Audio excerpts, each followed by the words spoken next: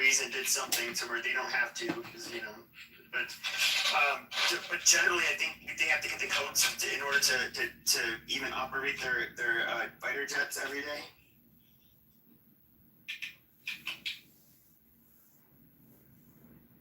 Like if you sell the F-35 to I don't know, Saudi Arabia or something like that.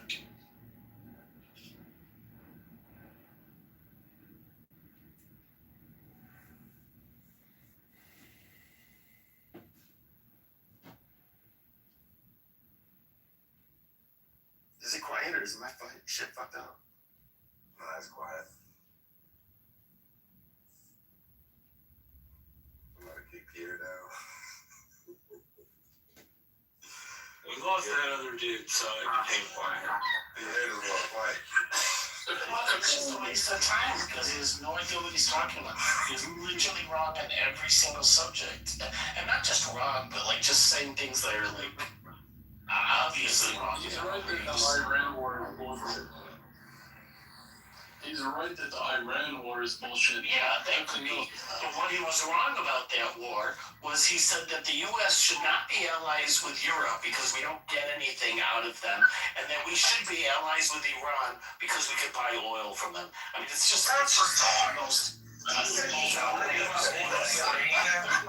while bitching about how we're not self-sufficient. What the fuck is wrong with that? Yeah, that was his other argument. Should be self-sufficient, and that the U.S. should be allies with Iran. It makes no sense. Allied with Iran, that's 100% possible. We were in the past. Yeah, not this regime. Never happened. With a different regime, possibly. But with this regime has had a history of attacking the United States from its inception. 2,000 plus American servicemen and 4 to 8,000. That is incorrect. It is Iran that has instigated attacks against the United States.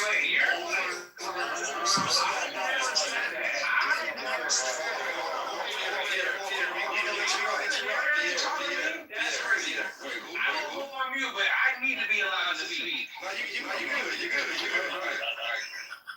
They're all speaking to you. Good luck. Go ahead. Somebody go.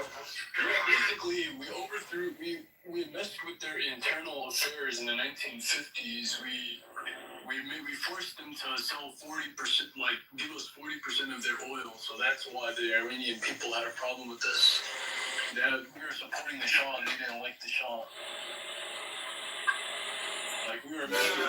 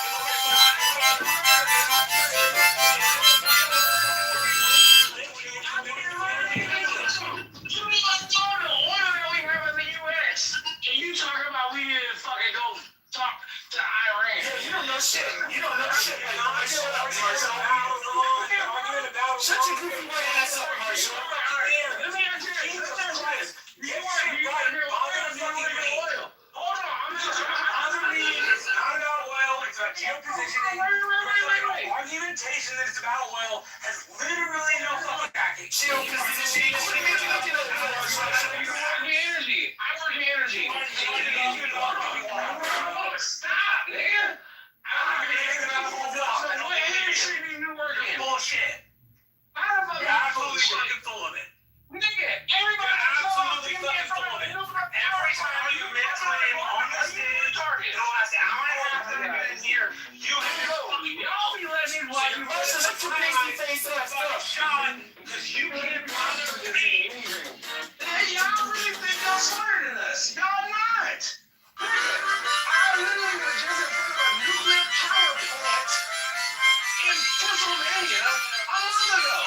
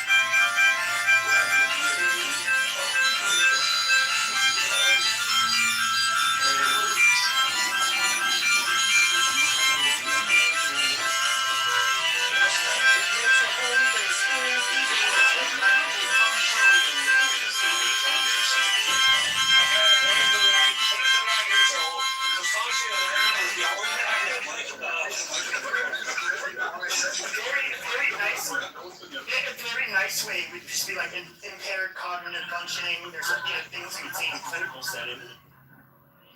Yeah, I think Randy Fine was using him as a dishonestly attach that guy to the anti-Iran, anti-Israel criticism. Randy Fine wants all of the gods and children to starve to death. You don't get fucking UN food aid. Exactly. Jew.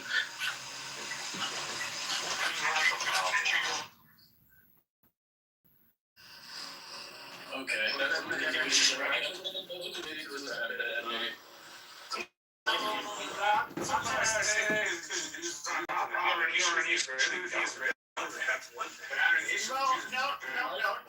you can't do that. You can't do that. See, here's the thing, though, is I do see.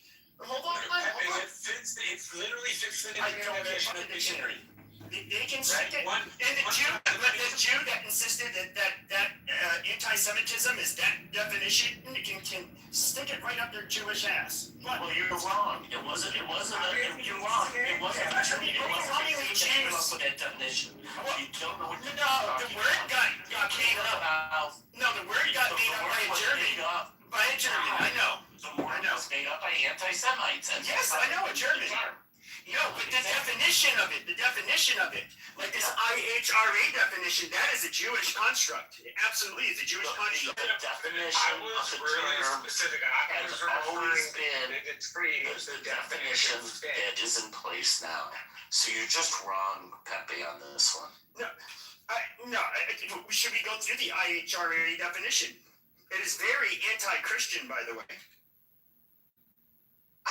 I understand what your point is. You know what's gonna happen?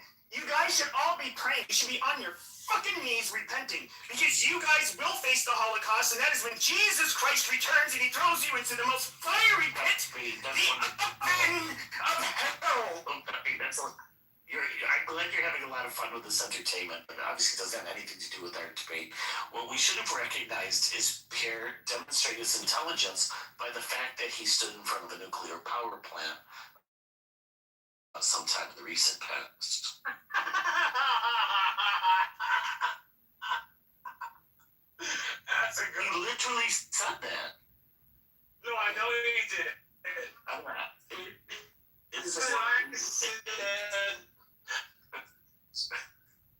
yeah. The point was that he was smart. He was. Marshall is butters.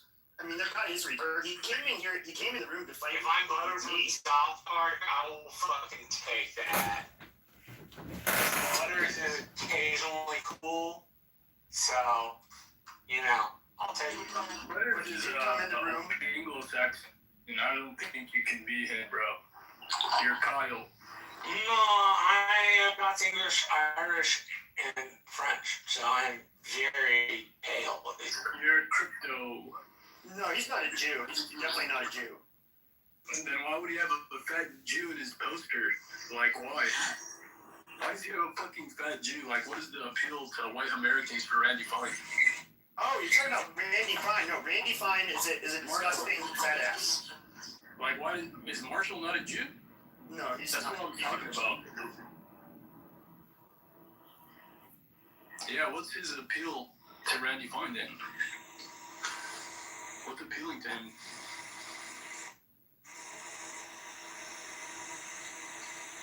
Like, he's fat. He doesn't even mock. So are you Jewish? Why do you like Randy Fine? Not that I just like Randy. I like just like Randy.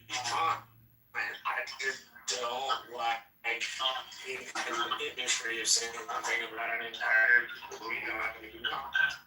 But you're talking about the definition of it. The definition of it. Like this IHRA definition, that is a Jewish construct. Absolutely, it's a Jewish construct.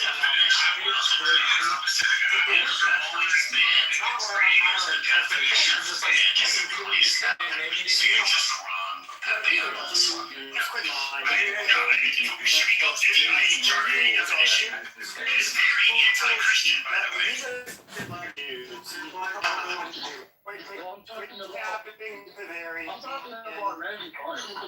You know, in high school, I had one of my I know, but now you want them all. Yeah, you want One of my best friends is I never want to. racist. Yeah, bro, I don't. Jews. One of my best friends was Yeah, Jewish, I know, but I ended up throwing my dad was going to big fucking rock on him to make sure he was dead afterwards. What do you mean by organized Jews? I care about organized Jews and what they do. I don't care about individual Jews. Well, damn. Like the ADL, You that's should call them something. out by name. That's another thing. Israel, that's another thing. The problem with your statement was It's not that you're against organized Jews. You're against civic organized Jews, like the two organizations you mentioned. So you should mention those names. It's like me saying I'm against organized blacks because I'm against some black organization. That would be inappropriate to say.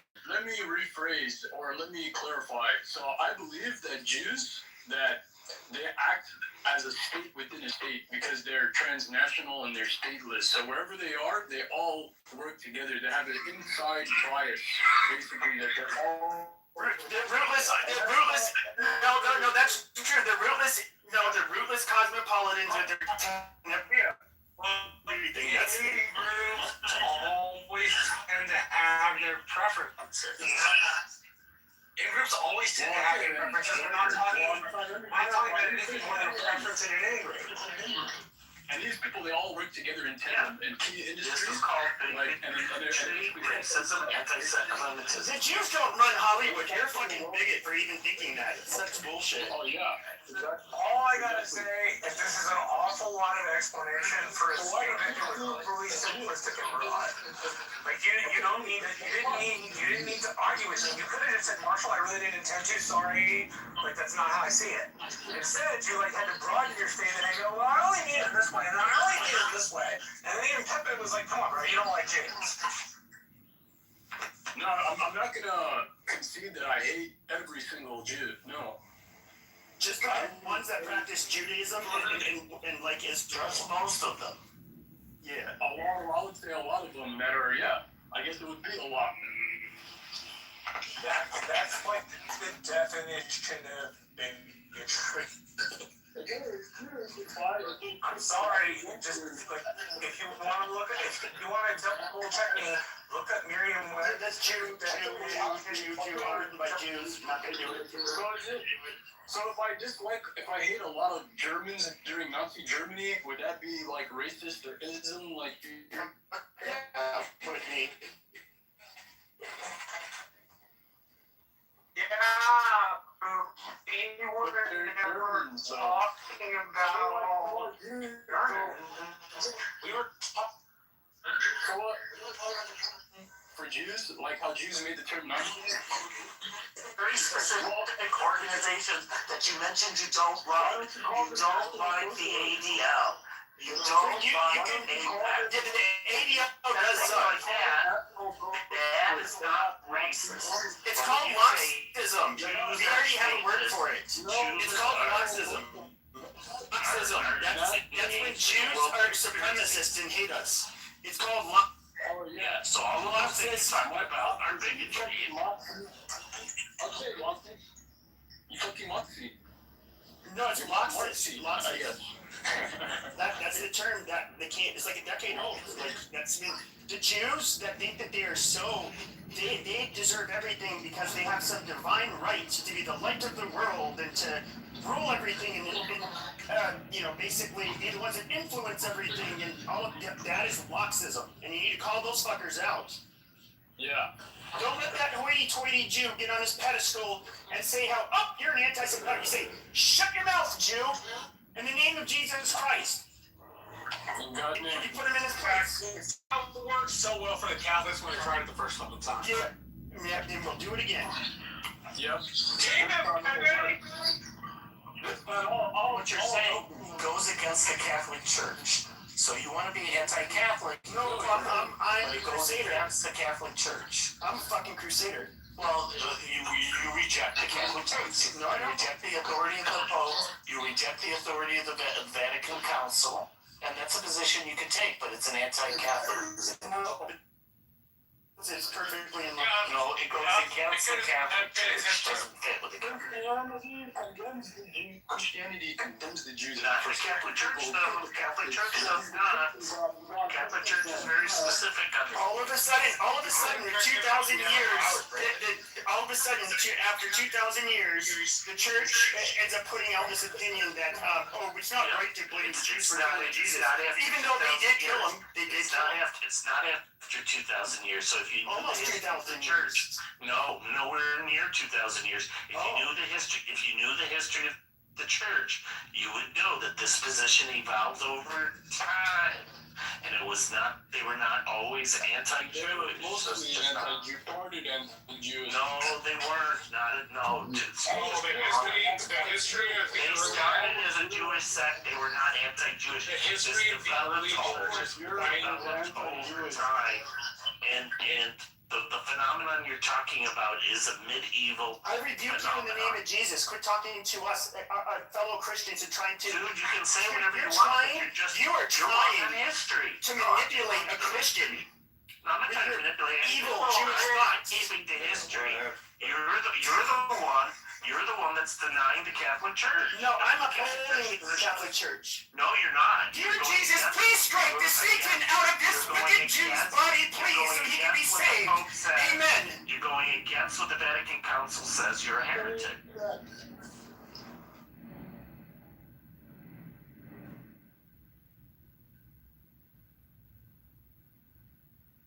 You made Marshall leave. Praise God.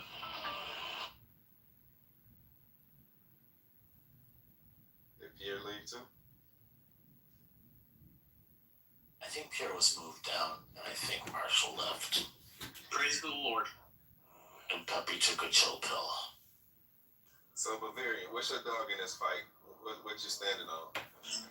Oh, I'm on Team Pepe, bro. He's an Arab Muslim. We get along. Exactly. I'm Arab, bro, but yeah, bro, I fucked with everything that he said. I fucked with Nick Fuentes, and to be honest, I listened to Hitler's speeches in English, and the first 20 minutes made me cry. Praise be to the Lord. Praise the Lord. So Pepe, you're saying you're pro-Hitler now? You didn't know that already? He's like my fucking idol. Holy shit.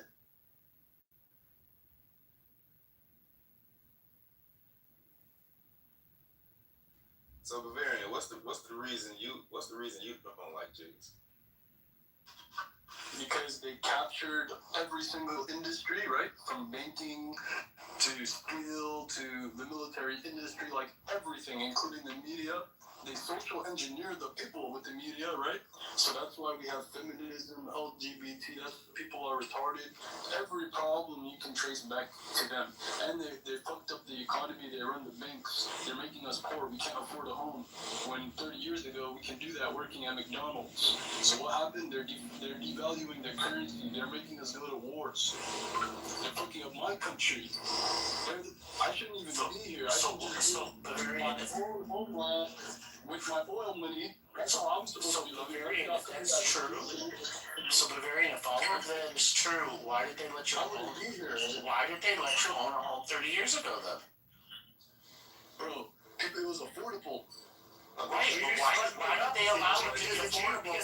Why did they allow it to be affordable 30 years ago? Bro, because they didn't manipulate the markets the way that they have today. They didn't Well, they didn't hyperinflation. control the markets then, so the All the Jewish speculators, the Jewish hedge fund managers, the greedy Jew. Right, and before they weren't Jews, but then they suddenly became Jews. No, the ones that weren't Jews. The one anti-Semite you guys hate so much, Mr. Ford. He even said, I will not pay my employees a wage where they cannot easily afford one of my automobiles. And then his whole problem is because the Jew financiers came in. They're like, we can get some schmeckles out of these people. Let's not pay them a silly living wage. And they tried to just So Pepe, when did this happen? I don't remember, but this happened, bro. Oh, you don't remember, but you know it happened. Oh, Yeah. okay. The international Jew. You guys never heard of I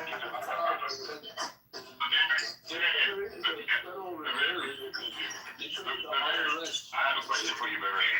You said the Jews did all this stuff, right? So why did they miss indoctrinating you? You said what?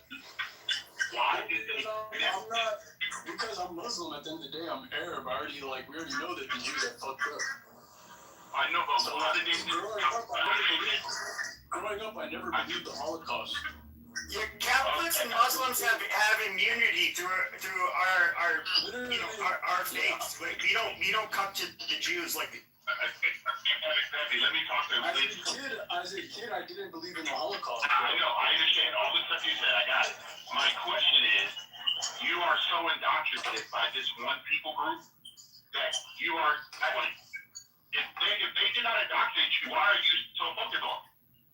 Bro, they indoctrinate everyone in, most of the society. Like in you, though, how did you get so indoctrinated by the rhetoric that you say? Indoctrinated by what rhetoric? I don't get it. By Jewish rhetoric?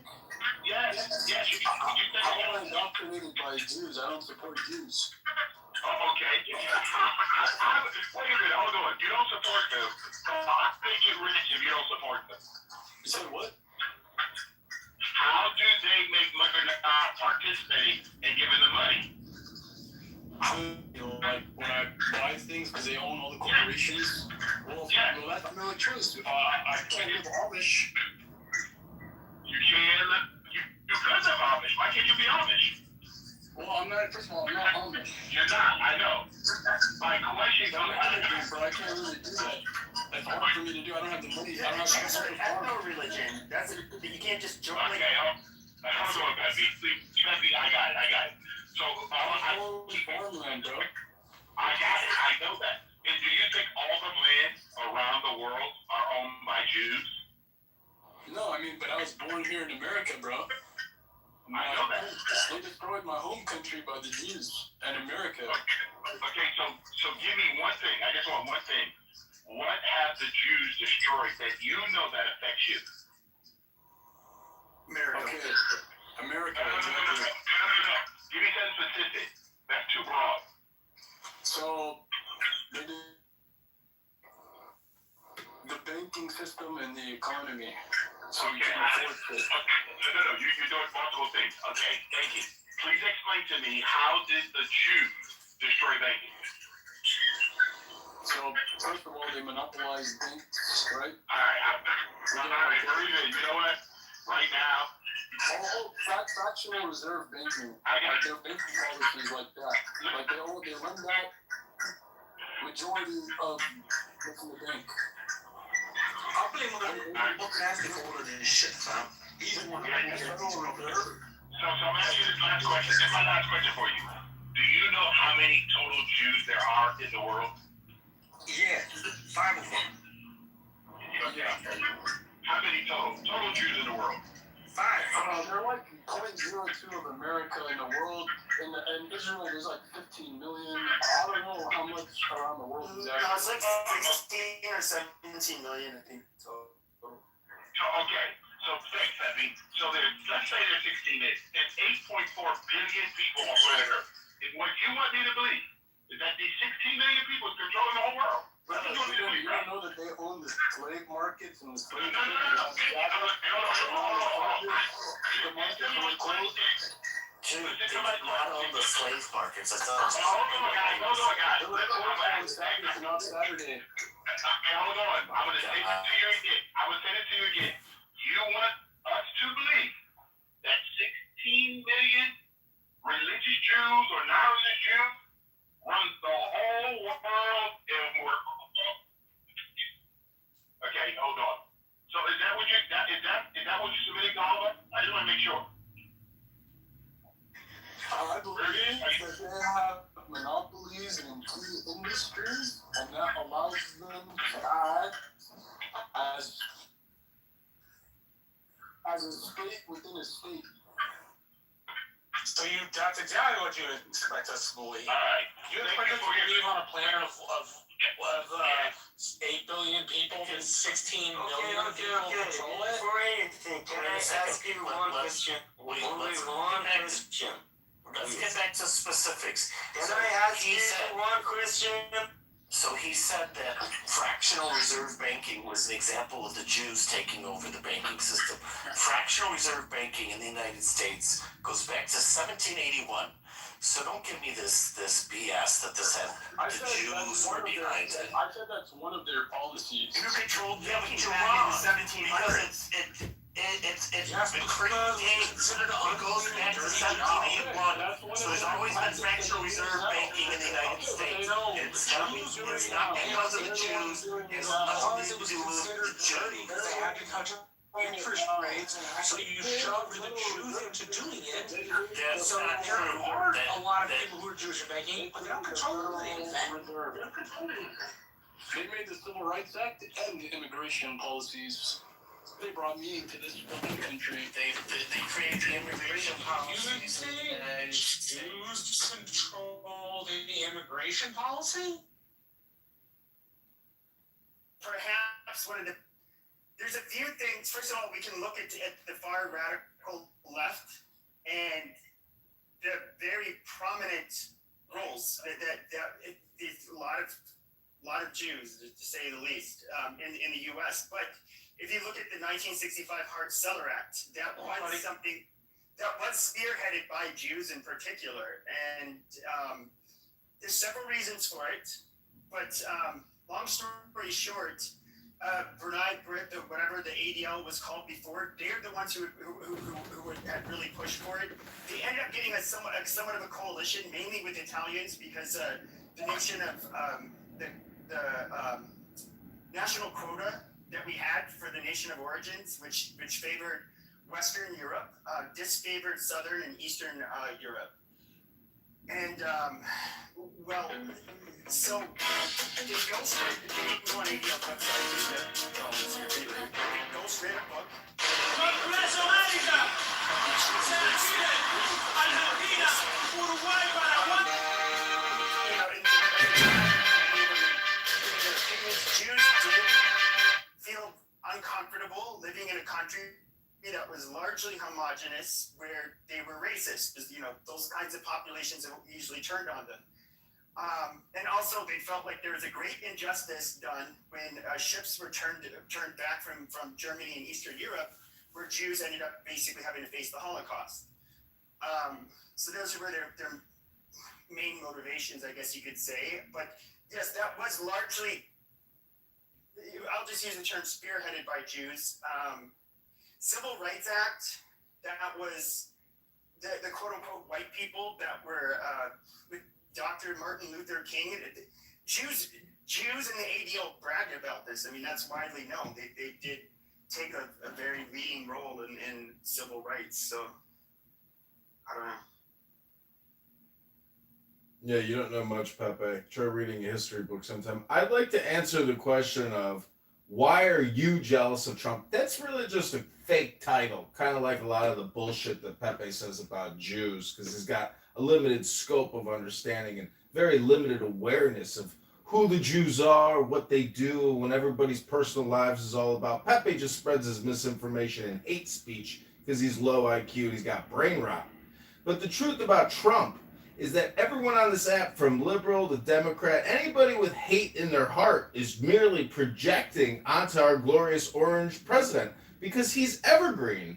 Evergreen means catch-all. And so if you hate something about yourself, many people project that onto Trump, and that's called ad hominem projection. In the same way that Pepe projects onto the Jews his own inferiority complex, lack of intelligence, lack of self-esteem, lack of height, lack of decorum, because any young man that says the N-word 100,000 times in just a couple of years and praises Hitler clearly was a boxer for too long, and he's got brain mush, brain rot. That's where the actual hard part of the frontal cortex dissolves and liquefies, and you become the R-word, very much like Pepe and other R-word people who spend 40 hours a week thinking about J-words when they could be reading a book, going to the gym, making money, making love to a woman, doing something, gardening, woodworking, anything other than talking about a group of minorities because their self-esteem is in the garbage. I rest my case, and I am complete.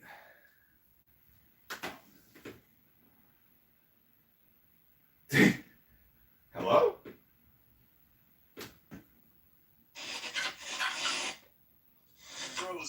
Bro was yapping, I swear to God. Yapping. Could not follow it. Because he don't speak English. That was a good roast. Gotta record all these good roasts, yeah?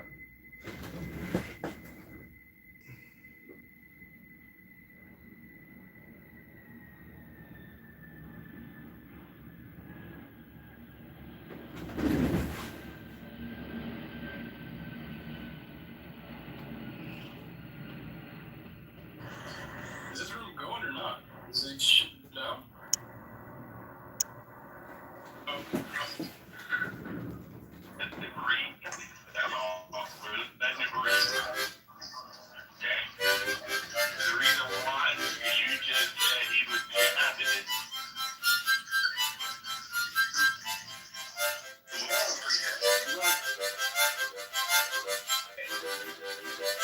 It's a title of the room.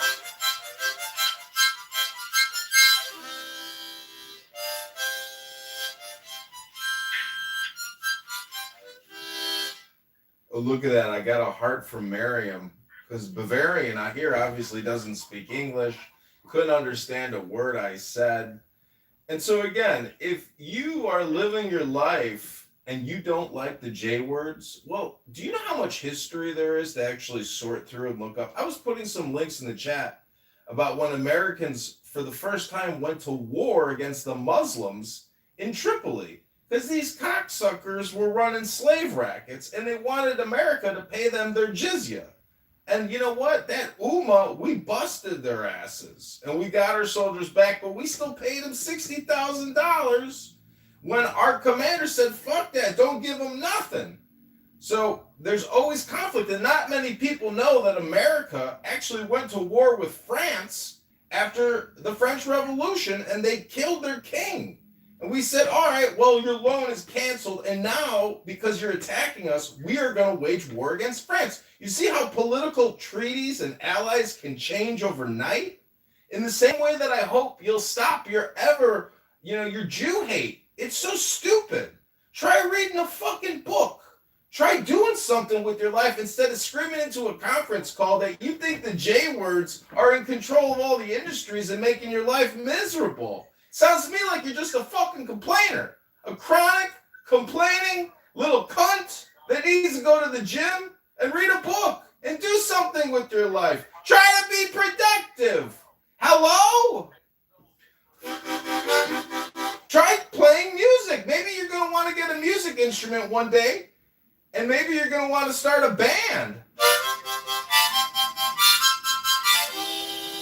Because you could make more money in music and create libraries of music than J-word hate speech all day. What do you think about that, you fucking loser? And maybe you're going to want to start a band.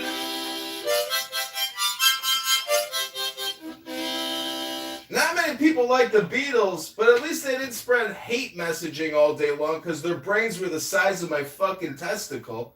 You know, you got little brain syndrome. You need to be creative in life. You can't just go around complaining all the time like Pepe. That makes you pathetic. No woman can respect a man that screams into his phone J-word hate speech all day or even N-word speech all day. Hello? Hello? This is the John Kitover Band bringing you your reverse-engineered anti-Semitic reverse hate speech propaganda of the day to defeat the low IQ rats.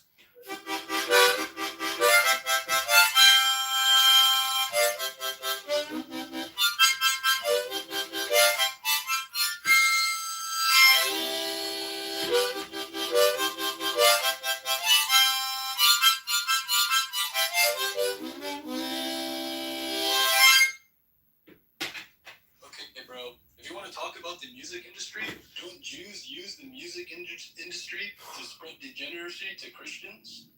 Don't they spread porn?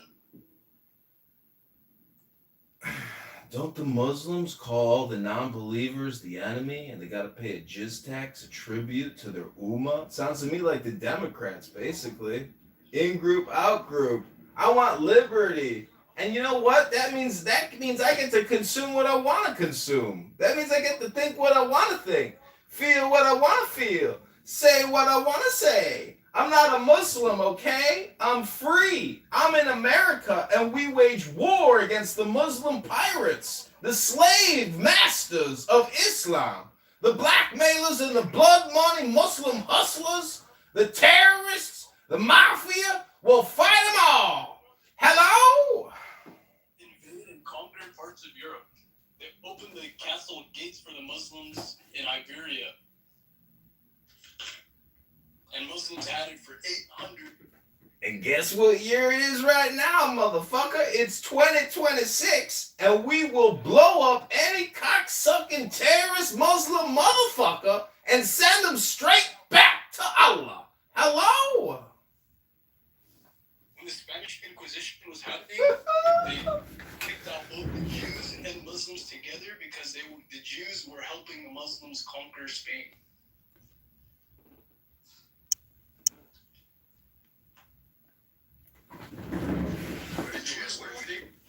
Oh yeah, post a link to that, big guy. Let's read your history. Guess what? Guess what the racist Christians of Spain did when they kicked the Muslims out? They were like, you know what? Let's kick them all out because we hate everybody.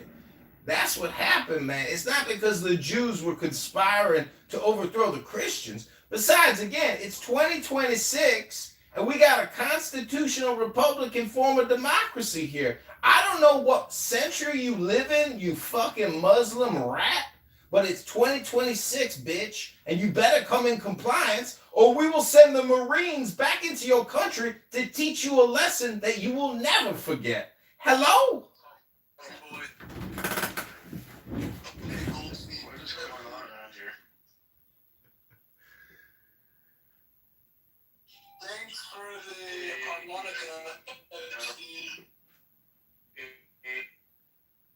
Oh no, I heard it. Trust me, I heard it. We'll talk about it in a second. That was one for the ages. Oh my gosh. Edward, Keep going, but I end up like Let's go this out. Hey, Edward, don't the Jews spread degeneracy with the entertainment industry? right now. I'm sorry. Hold on 1 second. Peruvian, what do you say? Don't the Jews spread degeneracy with the entertainment industry that they have a monopoly on? I have no clue. Where do you get that information from? Yeah, so do the Jews, do they have a monopoly in Hollywood? I have no clue. I don't know what you Yeah, think. Tom Cruise. No, do you know what you're talking about? But the obvious answer, though, they do have a monopoly on Hollywood. Pepe, hold on. I'm going to be Real honest pal? with both of you. I've never met a Jew who owns anything in Hollywood. The music or anything else. I don't know them. So how am I going to claim that I don't know? I don't know, guys. I'm being honest with you. How many shekels did they pay you, bro? Okay, first of all, I'm trying to be real with you, and I know that you like comedy, but I'm not a comedian. Okay? I'm going to say to you again, I don't know a Jew that owns anything in Hollywood. I don't know a Jew that put out anything to generate. I don't know them. Never I met don't them. know them personally either, but people like Harvey Weinstein. I know. Hold on, sir. What about Dan Snyder? Okay, listen to me. You don't know these people? What are you talking about? I don't know them. You don't know Steven Spielberg? Okay, hold on, guys, please. I'm going to say this to you again. If you believe that you can just get on any speaker or mic and just talk because you've heard of a name or saw it in the media, and now you're going to go out and actually proclaim it, it shows people how much more that you have zero evidence of anything. Just talk. Okay?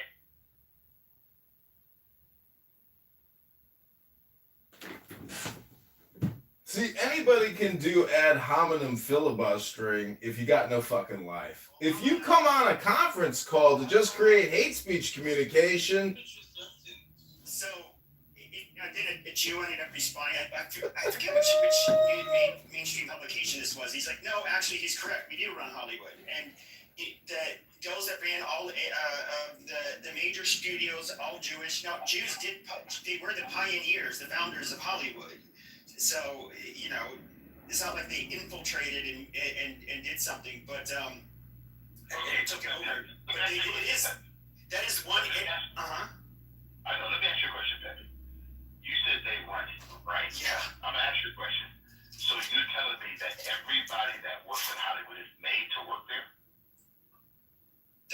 That doesn't change the fact of who ultimately runs No. it.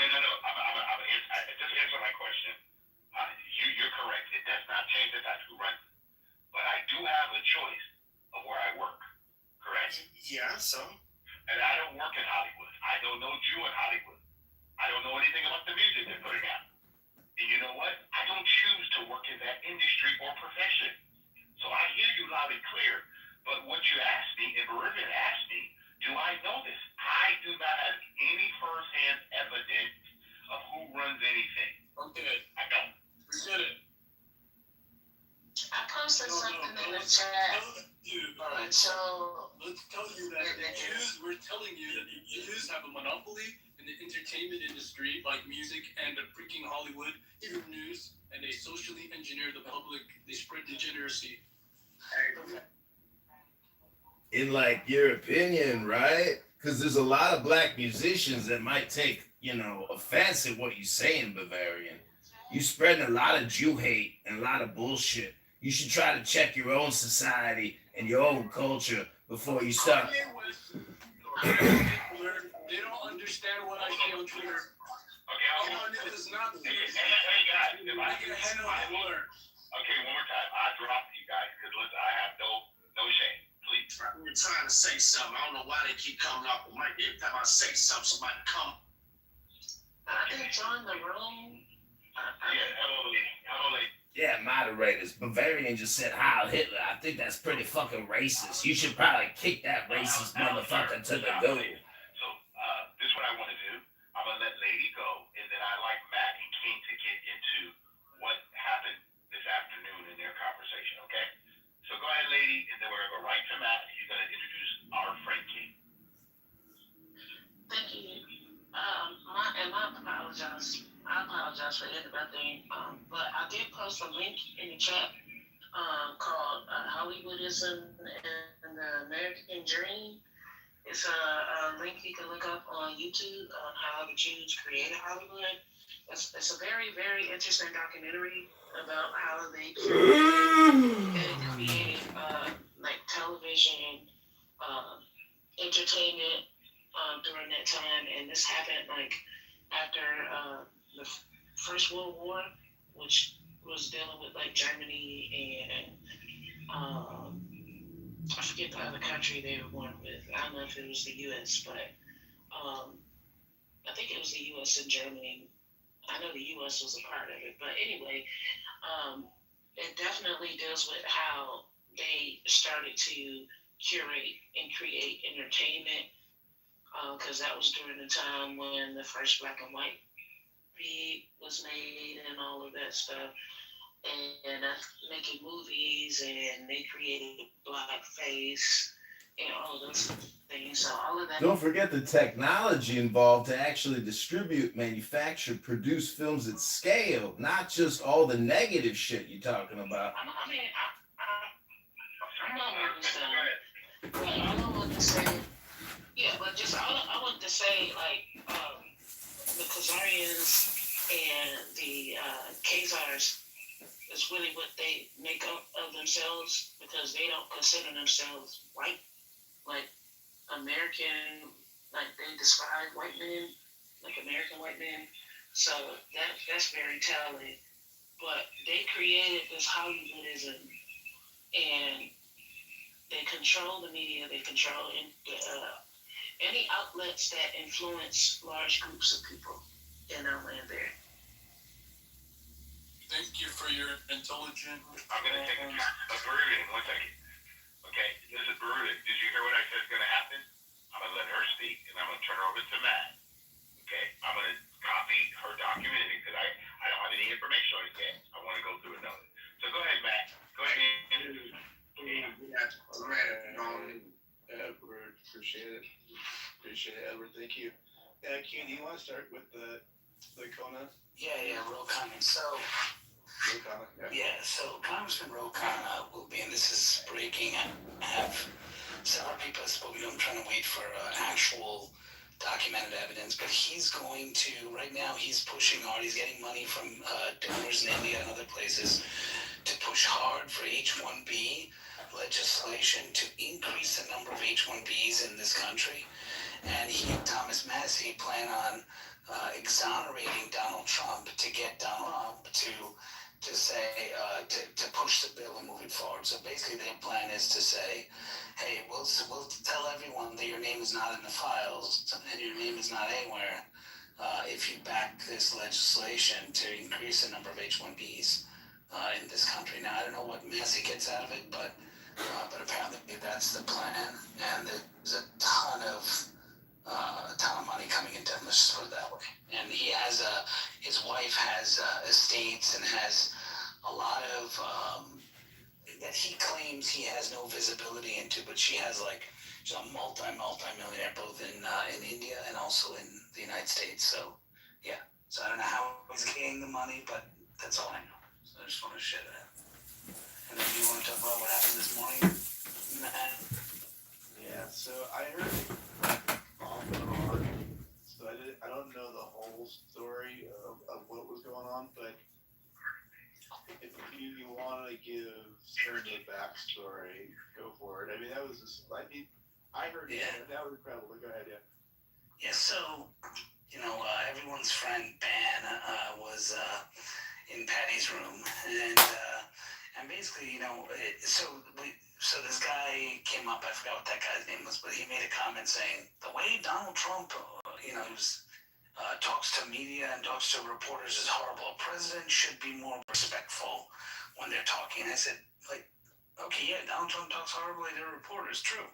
But, like, I mean, other presidents have talked horribly as well. So, I mean, to have this expectation that they're always going to be respectful is ludicrous. And he said, no, it's only Trump. No one else did that. So then Ban, and I said, what are you talking about? Like, then Ban jumps in to try to defend him. I mean, what are we talking about? Are you trying to compare, like, Joe Biden and all? And then I went through, Biden basically cursing on a hot mic to Peter Doocy. And he goes, but then he apologized. I'm like, okay, so their natural intent is to do those things, and then he also was pretty rude to Caitlin Collins. He goes, are you trying to equivocate that? I said, no, I'm not equivocating that. I said, the way Donald Trump talks is horrible. I mean, we could debate whether that's warranted or not, based upon what they're doing to him and what they're saying. But yeah, the way he talks is horrible, sure, right? And should he talk that way? Probably not. If they're being genuine and honest, but then he just went back and forth, and he was going nitpicking over, like,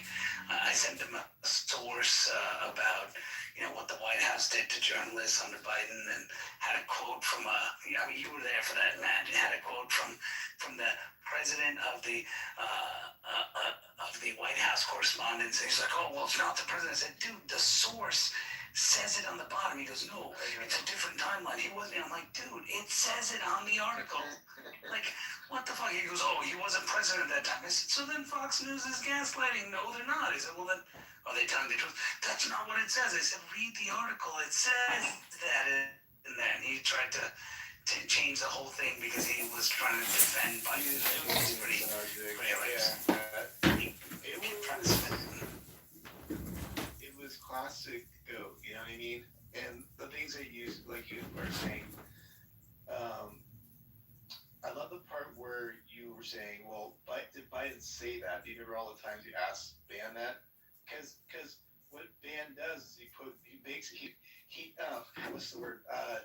Not touches it up. He projects. Yeah, well, not only that, it just like he'll say stuff that people didn't say, right? Right. He has a way with language. Right. If you listen to him, so he'll put his spin on what we know what Biden really said, and just do a whole different narrative around what he said. Which basically like, you know what we're talking about. You know what I mean?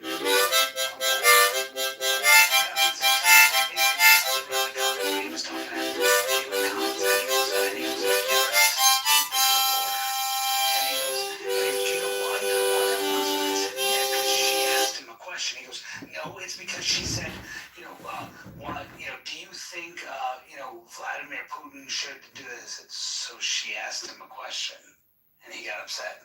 No, it's the context of, he didn't. I said, dude, you just said she didn't ask a question, and now you're saying it's because she asked a question. That's not what I'm saying.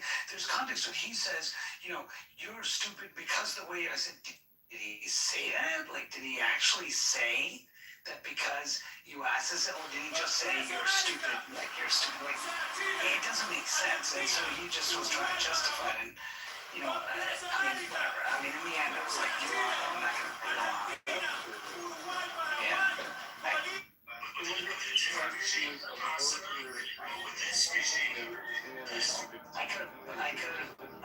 I in the end relented because number one, I had to get back to work. Yeah. Put the cauliflower in. Yeah, no, I was like, look, I gotta go. All right, you're right. I shouldn't have called you a stupid, fucking piece of shit. What if I called you? Yeah, you're right. I was wrong. Let's move on. Okay, yeah, you're right. I was wrong, man. You feel better, and all that, and just moved on. I'm no saying. And his spirit is Yeah, the spirit is true. No, that's not what I was saying. You made the comment. This time you premise that you were trying to hurt me and trying to say you're equating the two. You're trying to say no, I'm not trying to equate it. My premise is that Donald Trump is just, I mean, he's ruder than any other president. Now I didn't say this, but we can talk about the merits of why he is, and he's rude, and that's a fact. He's rude. reporter. He's more of a jerk to reporters than anyone else. He uses horrible language to talk about them compared to any other president. But at the same time, I mean, you can't say that no president does it. Everyone has been respectful in talking to reporters. You can't. That was your point. By the way, that's your whole point. Needs to end. Because you're saying that both, all presidents have been disrespectful. And Trump, and I said, look, I conceded it. Yeah, Trump is worse. That's what he said. Trump is worse. But to make this premise that they should be respectful at all times, which is what this guy is saying, like, were you outraged when Biden was like, oh, then Ban says, oh, you gave only 2 examples. To say that he was horrible with 2 examples, dude, the guy was cherry picking his questions. He was so. The problem is, all you're paying attention to is the media. You need to pay attention to the facts, not the media. Pay attention to the facts. Bullshit. Stay away from it. You need to, y'all need to download Newsmax. Oh, yeah, because they're not buying it. Literally, straight up. Newsmax. Go on Newsmax and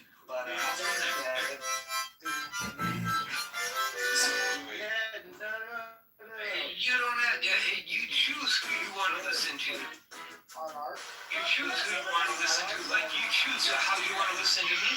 But check this out. But honestly, even Newsmax is a too. I mean, in news too, in a way, for our side, that way. So I mean, it's hard to find down the middle, somewhat reasonable. But yeah, what I was gonna say was, I mean, for how much shit Trump does give from the media. I mean, it's the number 90% negative coverage. Is that real? Do they know that? Negative coverage. But then, people like Dan will say, yeah, but he's got a whole network. Like, look at what he does with Laura Ingraham and all this stuff. And I was going to go down this road, but then I was like, if you guys were on stage and at least had a couple more people on stage, I would have done it. Yeah. But I was going to go down this road of saying, look, you want to go through this? We can let's play this game. Right? That's the wrong area to be in. I don't know why anybody would want to challenge us in the media area.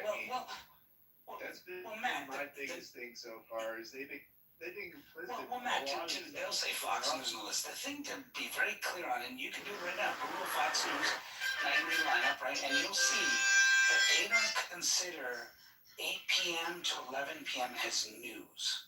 They don't. But they call Abby Phillips news.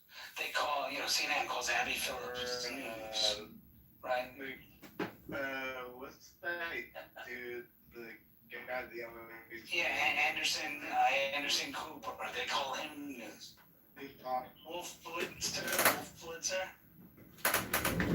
Yeah, McDonald, they call him. They call Caitlin Collins, they call her news, right? So they call these guys news, right? Now on Fox, they have Brett Baer. Brett Baer is probably their only true news anchor, and he's at 6 or 7, right? They have the 5 before that, which is like a talk show type thing, right? So to say that, well, look at Fox, Fox has a lot of viewers, but they're more about entertainment. It's like WWE, right? You watch it's entertainment. Right? Yes, they're talking about the day's events, they're talking about news, but they're clear that all news is opinion. They call it their opinion section. They don't call Laura news anchor. In fact, if there's news to be broken, she gets interrupted by an anchor who comes and says, here's what occurred. And Laura's the part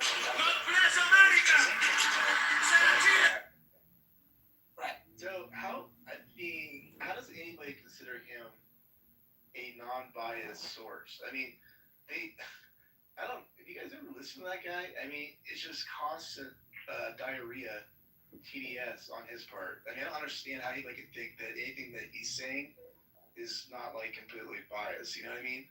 And that's played all day over in the Lisa 420 lounge. I'm like, oh my god, at least be somewhat reasonable. I don't even think that guy's brought up one thing about Trump that's somewhat reasonable. That was my point.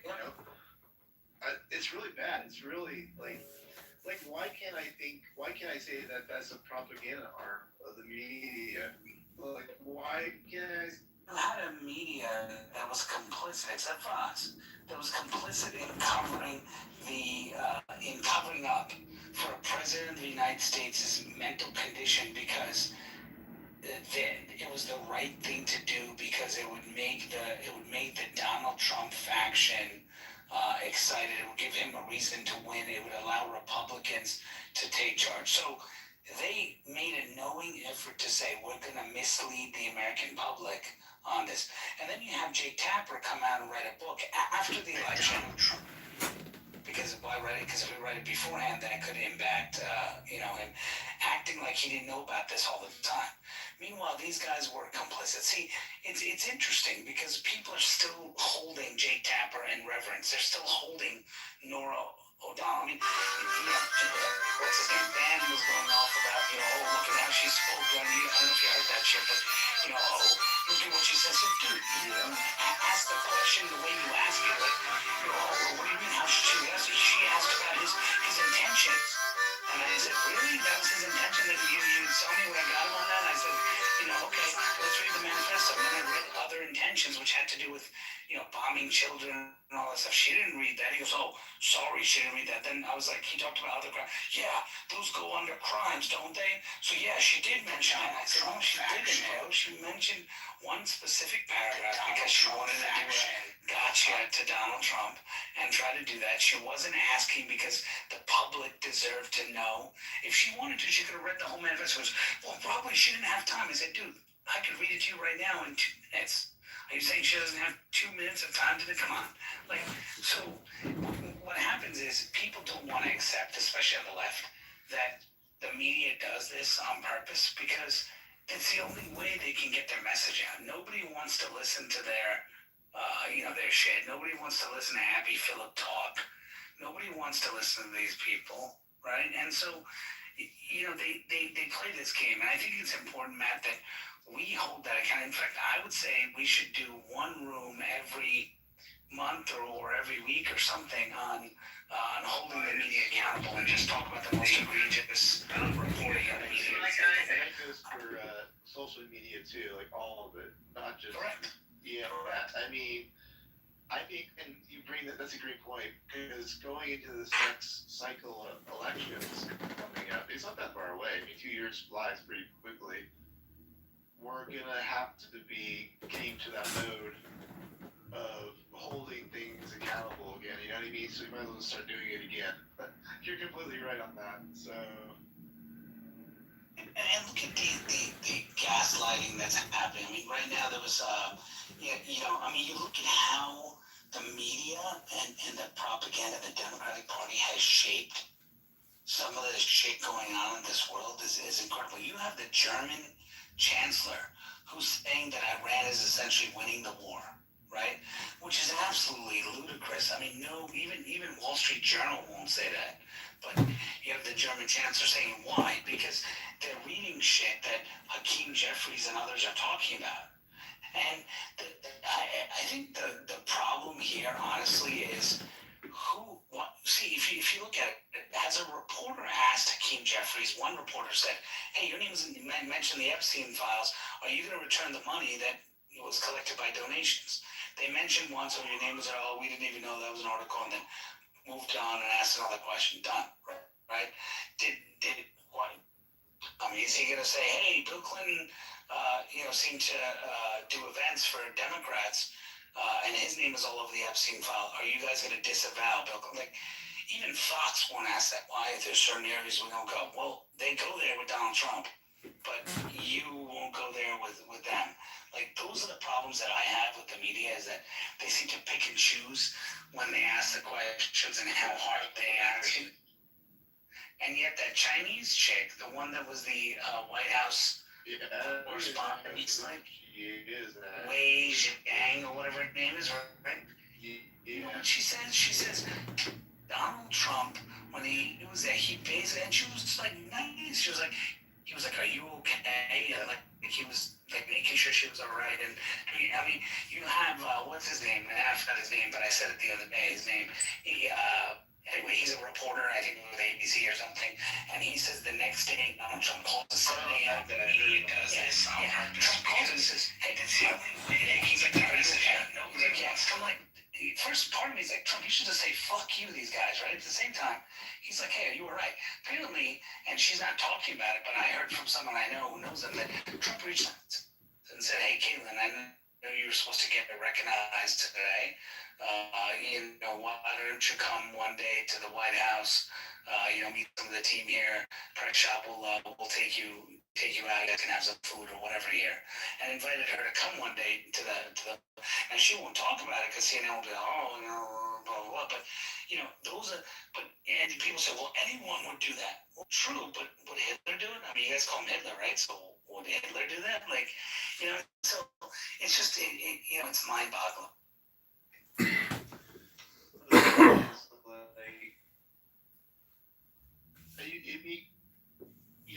Maybe I'd be less on the media if, say, in that 60 minutes, which by the way, I haven't watched, but if maybe there was, maybe like a question that is actually somewhat of interest to everybody. That makes sense, right? Not just one side. We don't get that anymore. Like, even as cheesy as it may sound, like just asking him about what does he think about the country and where do you think we're going? Like, that's a simple question that never gets asked anywhere. I think if you go back like 10, 15, 20 years, you'll see a reporter asking our president that kind of question. You know what I mean? Like, whatever happened to those kind of questions? All it is now is Matt, we live in social media happen in the world of trying to make headlines happen and trying to get. Yeah. And people with money. And they want to make money. Backing these people to say. Yeah, I mean, they want to make money. I mean, so you're looking at it, right? Everyone wants a headline. You look at it at the White House Correspondents' Dinner. Shots fired, and the shooter's dead, and then, they're wrong. But what bothers me is the media doesn't say, "Hey guys, we made it, hey, we made a mistake. We wrongly reported that the shooter was dead." They just kind of go on, "Oh, so the shooter's alive, okay," and they don't go and say, "Hey, we wrong."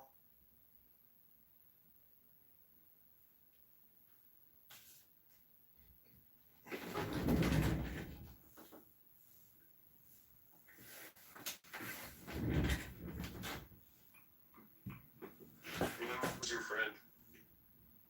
No, that's bullshit.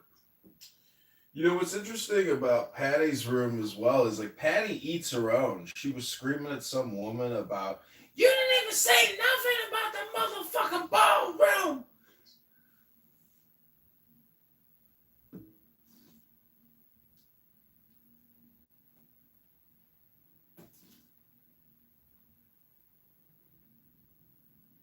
Hello?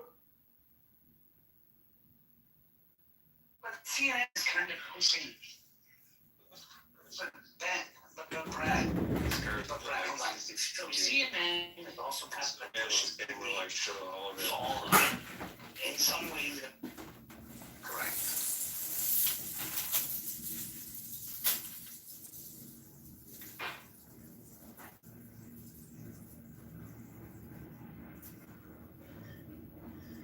You know for a fact. Brad, I'm not Red Bill. I'm just asking. Why do you know for a fact?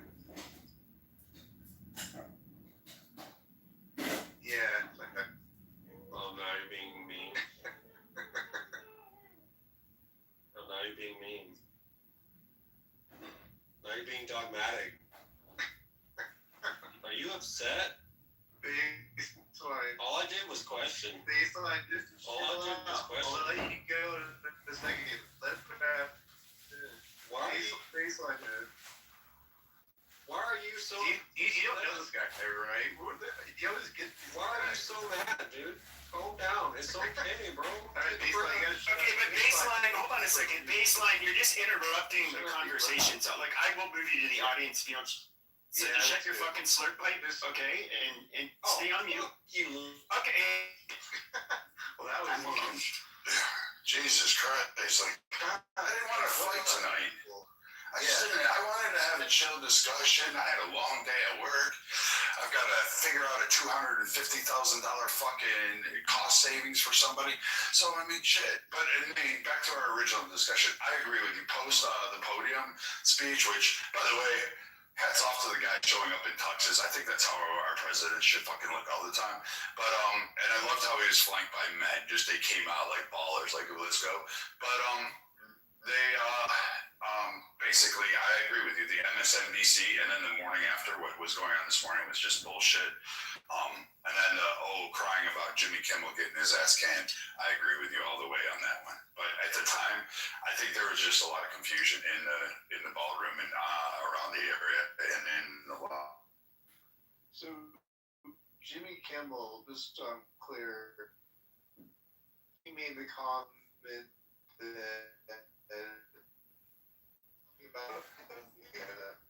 about Trump being a widow. But that's like, you don't do that. I don't think that's fun. Like, you could you imagine who's I don't know who's like fucking no late night host would have dare said shit on Obama like that. We would never have come up with that. Like wait, I would never said, oh, Michelle Obama looks like she's about to be a widow. Like nobody would have thought of that's just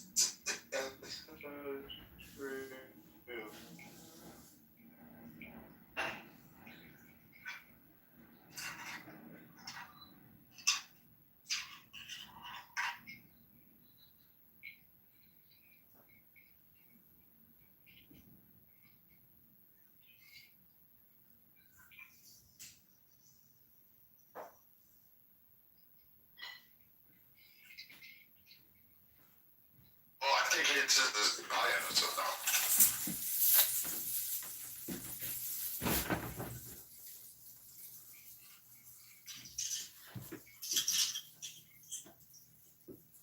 But he's not even press. He's a shit.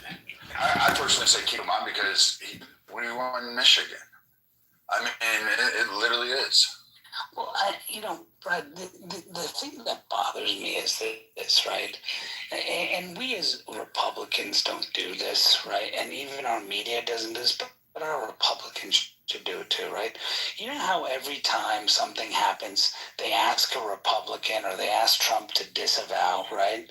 No one is doing that. Like, Dana Bash tried on CNN with Raskin. Do you feel responsible for your rhetoric? And then Raskin said, well, I don't know what you're talking about. What rhetoric? Well, I got no problem with Donald Trump and blah, blah. And then she said, well, you called him a Nazi. Well, I mean, this and that's it. Then they just ended and move on and say, well, we asked for a question, we're done. They didn't say, well, Jeffries. You have. How about Hakeem Jeffries? What's his name? That was crazy. He doubled down. Bro. Yeah, he doubled down about war. King Jeffries just recently, like the V. Wait, didn't he double down this morning, or was it Sunday? He said warfare. Yeah, there you go. Yep. And they double down, and that's acceptable, right? So why is everyone not going to Schumer and going to every other Democrat and say, do you support the comments of Jeffries? Do you support? No, they don't. They just go, oh, wow, Jeffrey said, okay, let's report it.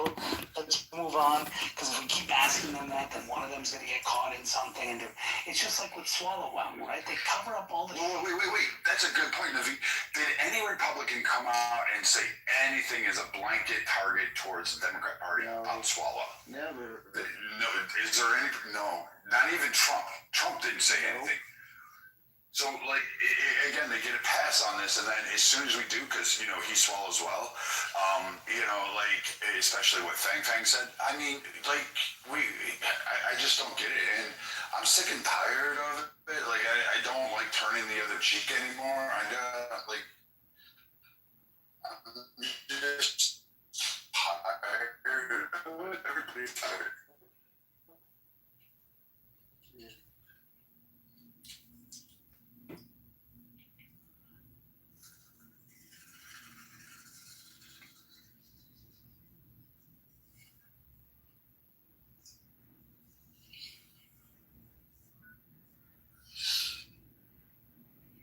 Hello? Trump should take advantage of this and flip the tables on the media, or at least the people that's in front of him at any given moment, and ask them if they support the manifesto. It's really simple. Exactly. At the bottom of that, it's saying that he's a pedophile, that he's a rapist, and all these other things, and they've been saying that. So they should just get them on record. Yeah, that's 60 Minutes. So we're saying With the bullshit or whatever that interview was.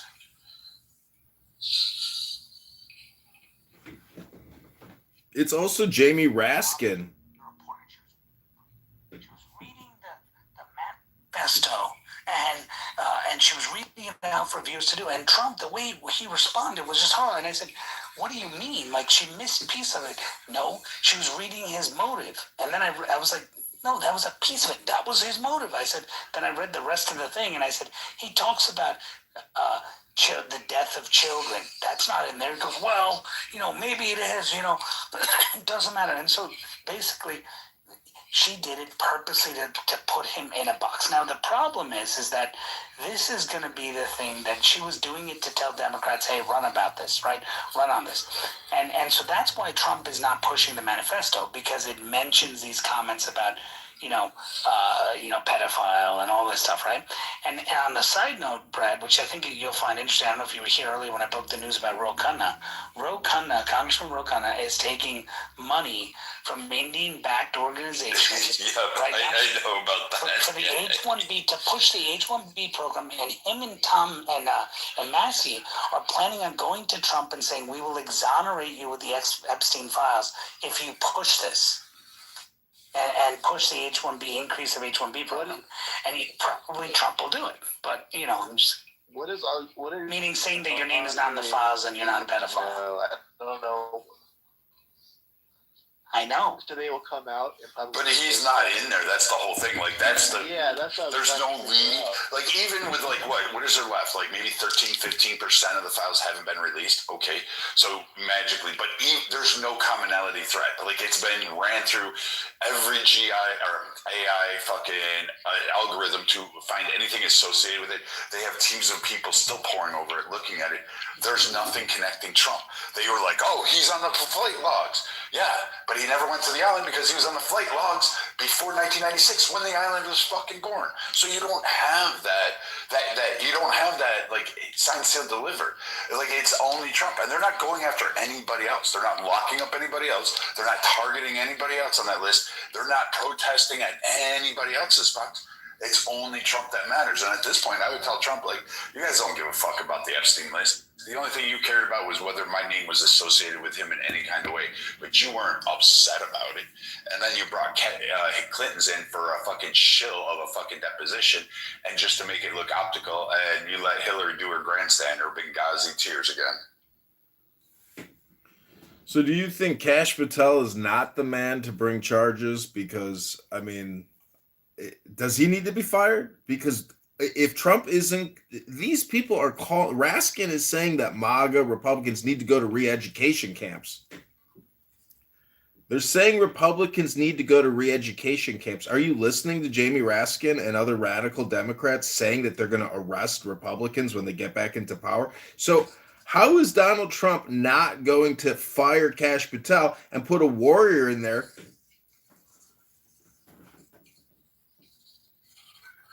Kick me from the room to the goo. Kick me from the room to the goo.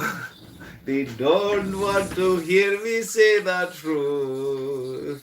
So they kick me to the goo. They know it's true.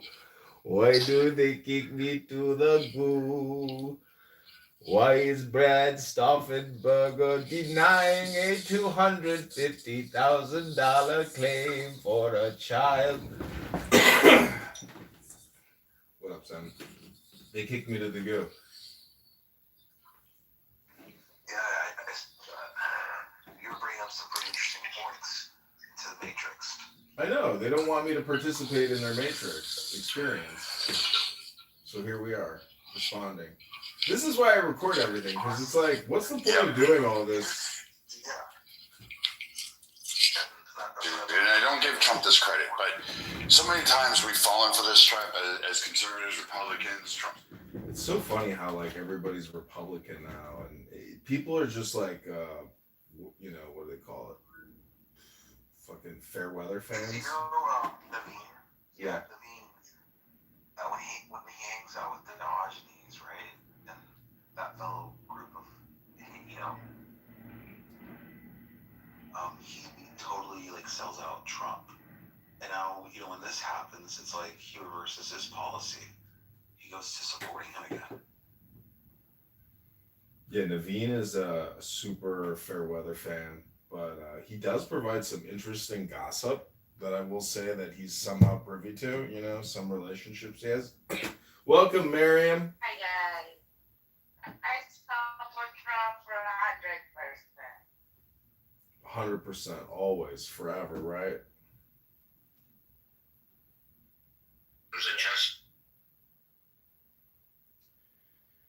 Well, see, that room is just like super boring now. It's called open discussion, but I mean, there's just like, anyways, it's not that big of a room, anyways. There's very few people in there. It's just Marshall stinking Rankin in his cheetah jacket. Dude, oh, that reminds me of like this one time in college, university, biology class. I had to take off like this little shoes, and her feet were orange. I was like, what? What? I was just so gross. But for some reason, I support Trump. He should give me some things.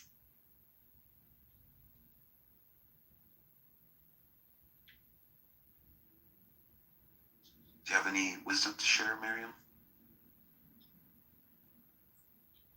No, he should to come to kiss my ass first. And then I negotiate with him. You would think you would get that far? Huh? You think you would get that far? I don't think President Trump would kiss your ass. No. He say that he should do that. Well, I never heard him say kiss my ass. No. I hear everything. Okay, that's enough for me.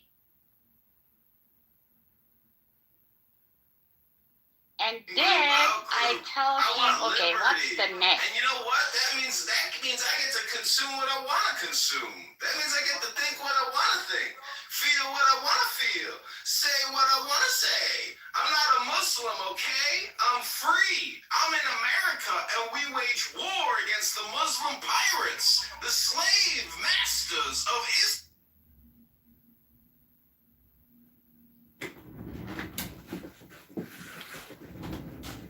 So, you know, I've always voted Republican.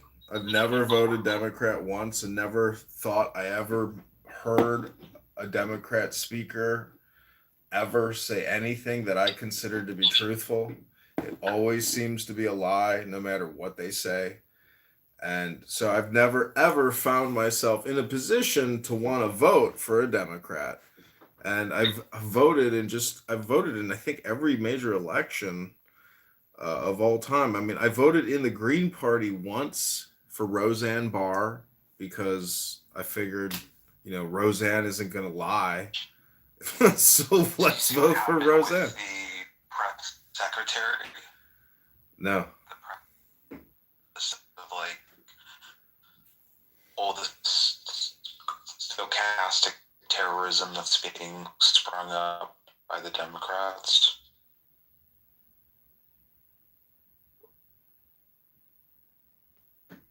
No, do explain.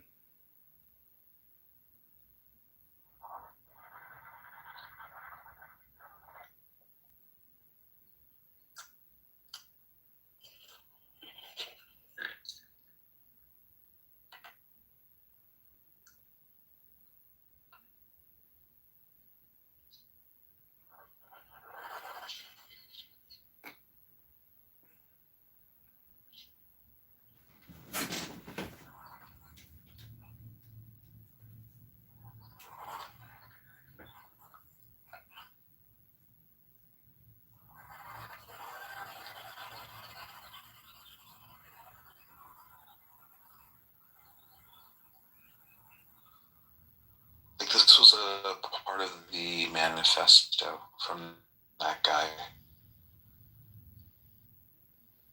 When you read the manifesto of the shooter, this is Press Secretary Caroline Leavitt. Ask yourself, how different is the rhetoric from this almost assassin than what you read on social media and hear in various forms every single day? Yeah.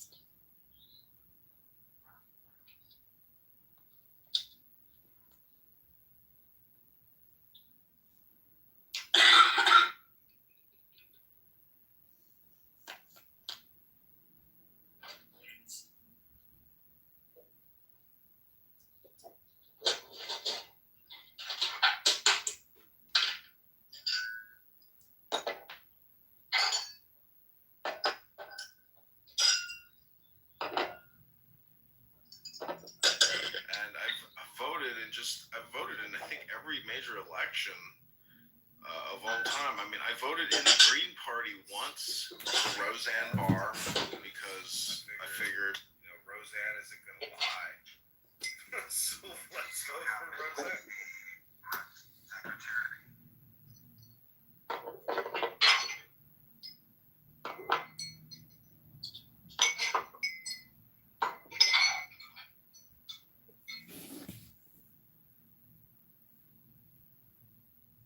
Now that I ate your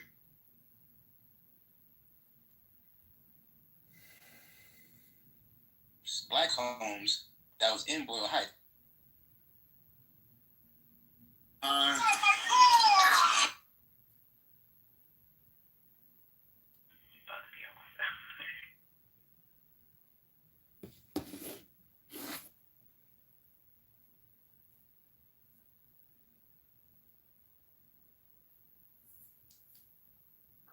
And we smoke hookah and we smoke cannabis and it's chill. Yeah, but you guys were very they're very perplexed by me, Neo, because the thing is I'm stuck in their fucking time loop algorithm because they can't fucking figure me out. They can't diagnose me, and so they've got all their behavioralists in there and all their stuff, and they're just like, wait a minute, okay, You're too advanced.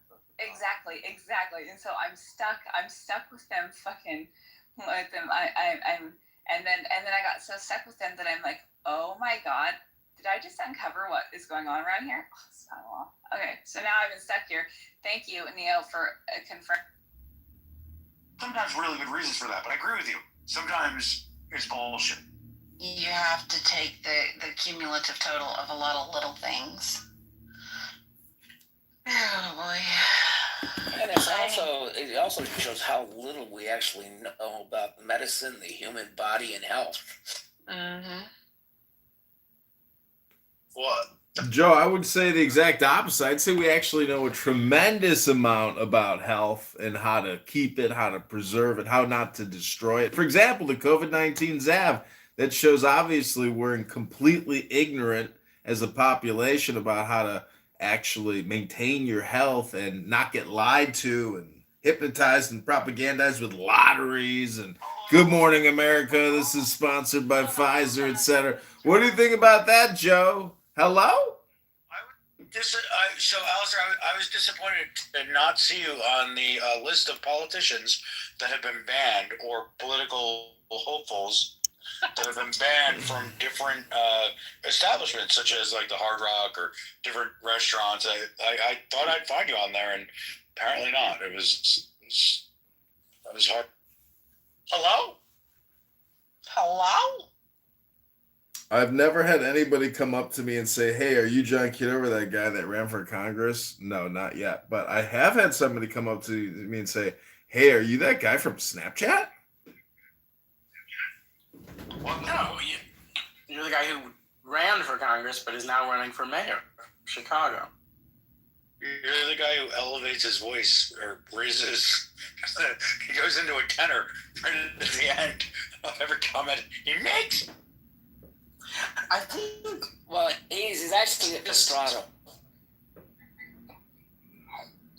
Pragmatic, like looking someone in the eye and just saying something that's painfully obviously true is a good strategy for a campaign. Like the mayor in the city that I live in ran for re-election, and his campaign slogan, I kid you not, was "If it ain't broke, don't fix it."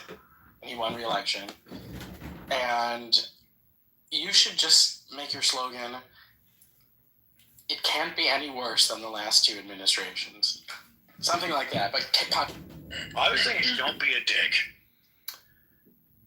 Yeah, I'd like to say vote John. It's better than nothing.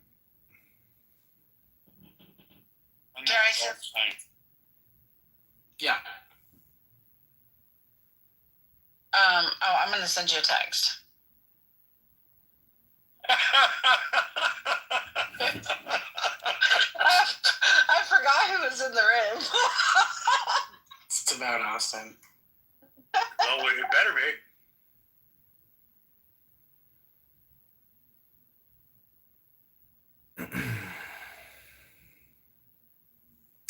But you know, my marketing materials are much better this campaign. I am gonna shut down johnforcongress.com, I think, because like there's no point in paying for a campaign that's over. And I would like to keep it maybe for like SEO value, but I'm like, you know what, fuck it. Like, move on, let it go.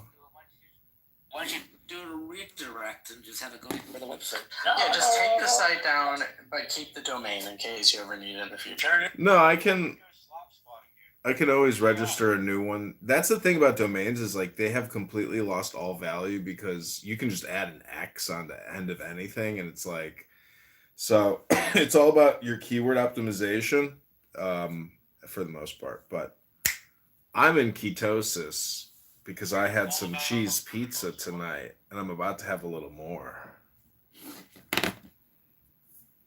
Heart attack. I take that back. That wasn't kind. Apparently not. It was. Oh, I've had people here say, I hope your phones start on fire, you burn to death. I hope your house starts on fire. I've had many death threats. Many death threats. Regularly. I hope you find some way to add value to your community and society at large. Well, see, I've always hypothesized, like, what is the first way that you can actually change your community? And it turns out that improving yourself is actually the best way to change your community. It's the first and only place to start and finish. And really, that's called using your brain to improve your brain, which I doubt that you've done in quite a long time. Trash for them because they're old and, be civic minded, but you do you. Well, if you see my PTR, I'm holding up what's called a book. I doubt you've read one in many years. I know people that haven't read books in 20 years. I actually can't read. That's why I'm on a voice app. Otherwise, I'd be on a.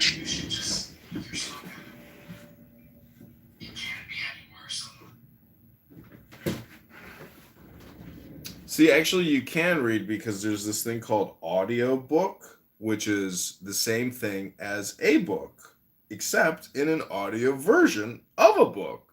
Hello?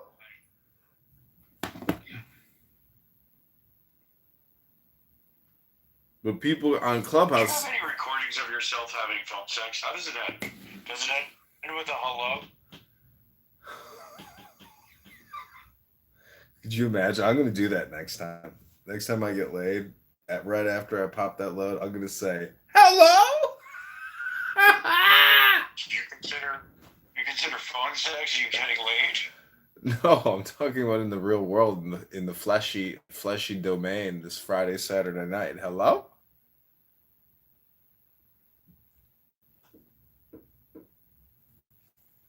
Thanks for the recommendation. Why did you say hello to me after you had your orgasm? Oh, this guy, Austin Powers, I know. he goes by a rubber ducky pirate. He told me that if you say hello after you ejaculate and then you articulate, you can go into ketosis, and it acts as a an anticoagulant for fat, and you can lose weight. Hello?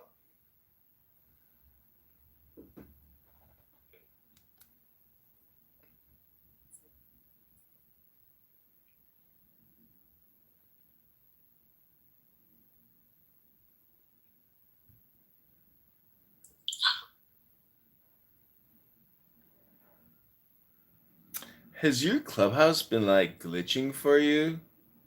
It keeps glitching.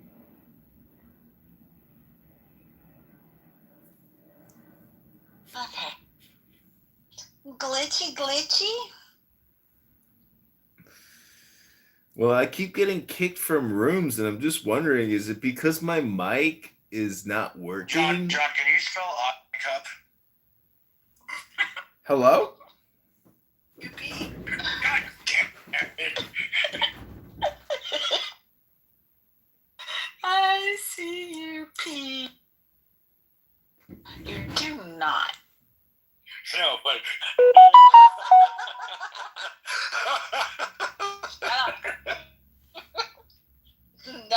No buts. Okay? Fair enough.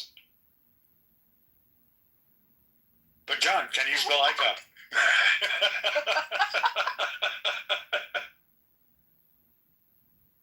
Oh boy. My goodness.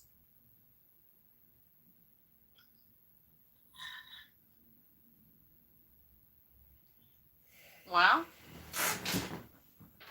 I think he's looking up how to spell it right now. we officially killed the room. No, I mean, I thought you were being facetious. Hello? Hello? Is this app glitching? Maybe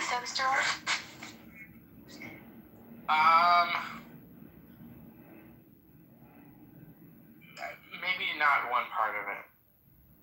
Okay. Do you have Matt Gates' number on speed dial, John? How'd you know? Well, I was wondering, when is he going to replace Cash Patel with Matt Gaetz? Because I don't know if you saw Cash Patel's post, press dinner party where Cash Patel was like, "We took control of the crime scene. We called in the crime investigators and immediately started examining for evidence." I was like, what in the fuck? Like, this is so stupid. You know, like, he sounds so amateur. Like, it's his first time, like, running a crime scene. Get a job in customer service. Oh, I already run a nonprofit complaint department. You're participating in it right now. Hello? And not profit. Yeah.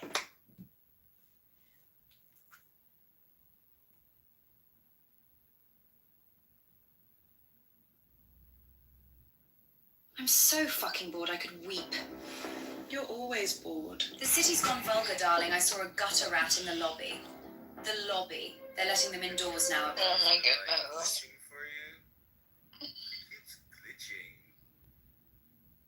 I'll tell you what, John, how big of a donation would it take? I've got $37. So how big of a donation would it take for me to give you? Just to leave? Well, I think you would become. Yeah, you could buy me off. I'll leave. I will leave if you just, like, pay me to leave. That's always an option. Let me get you a link. Please hold. Right, yeah, I've got $37 to my name. I'm Oh sort my of God. high roller. I've got a lot of, I've got a little bit of cheddar. Austin has a lot of money. You could be looking for more than that. So what are we talking about? Like 3-4 cents? Like how much? Oh, if you want me to leave, you gotta give me $10 at a minimum. You want almost a quarter of my wealth? Yeah. Just think of it. Think how much I can give back to you for a lifetime. Oh, I give you 100x as a politician, no doubt. I mean, I'm going to cut your property taxes day number 1. Have you seen my 3-day plan? 25% day 1.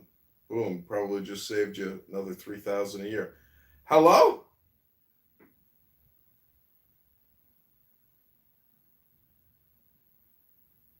Hello?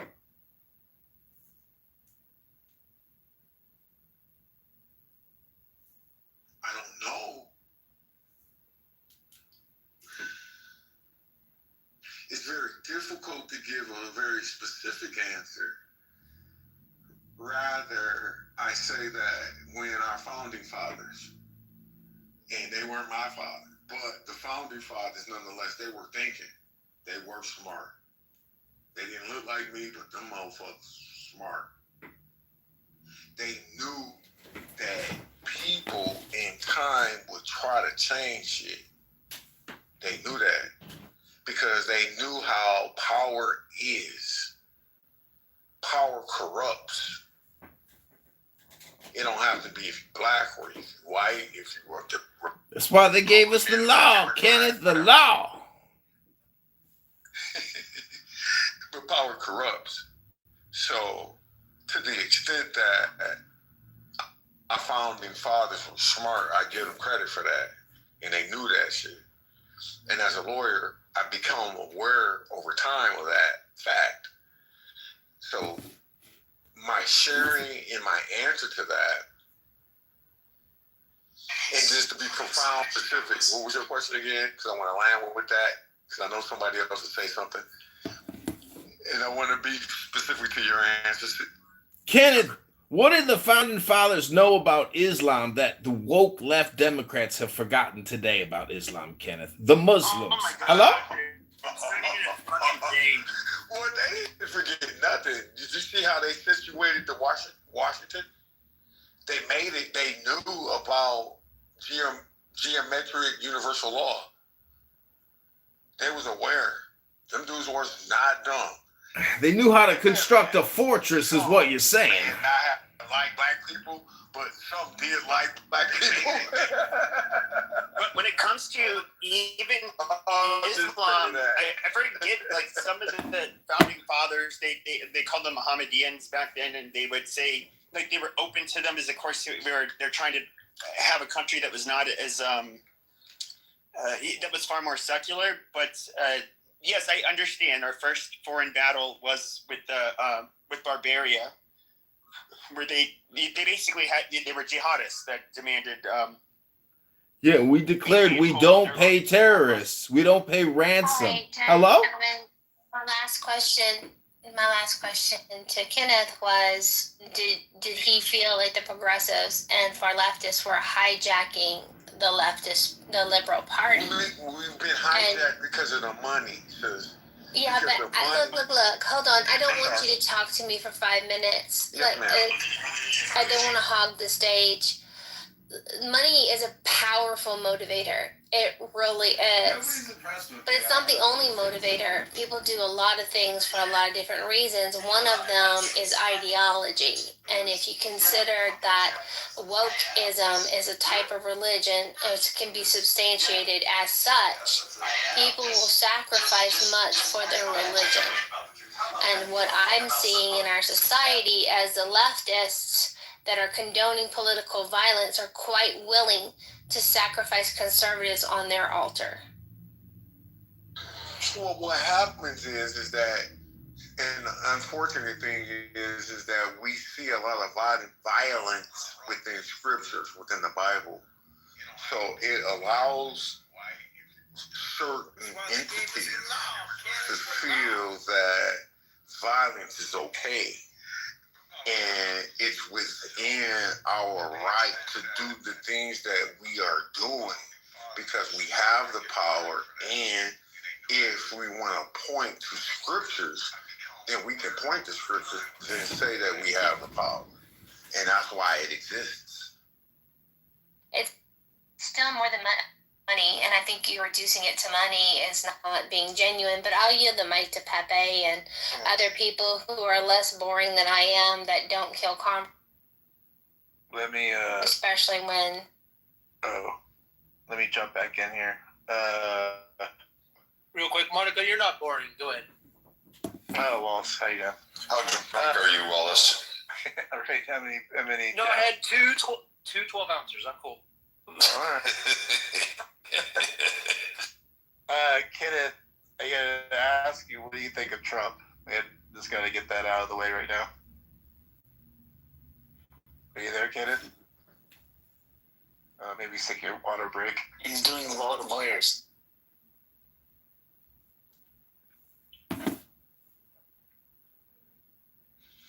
You know what? Out of respect for the room, for Monica, I'm gonna like show self-disciplined, and I'm gonna be a good boy. Well, first of all, I love Trump. I do. For various reasons. Come on. He just dropped a big deuce. Different reasons. He just dropped a huge deuce. I believe that all people. Oh, he's not gonna wash his hands. Wash your hands. You're gonna wash your hands before you talk. We're not gonna listen to this one. Okay, hold on. It's like your hands hella pink. Oh, he picked his teeth. Dude, what is up with this baggy female energy? Did you wash your hands? Let the motherfucker speak. But I just want to Let him go. It's like none of you guys have gone out into the woods and told me you didn't wash your hands. You guys piss behind a tree, or if you're in the city at the club, you're pissing on the side wall of the club. You know you ain't washing your hands in there. Spare me with this fucking cleanliness, guys. You guys will fucking scratch your asses. Put your fingers to your nose and stuff to see if it's fucking stink. Shut up about that. So guess what? So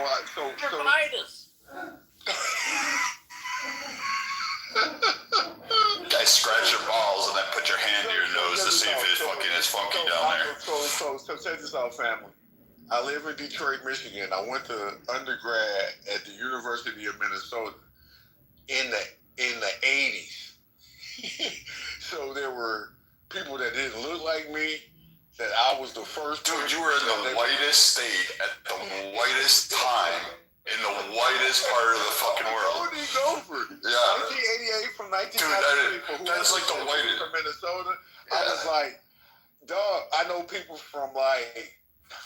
Dude, they only had 50 shades of white. That's only 50 shades of white. Hey, but at the end of the day, they was my brothers, though.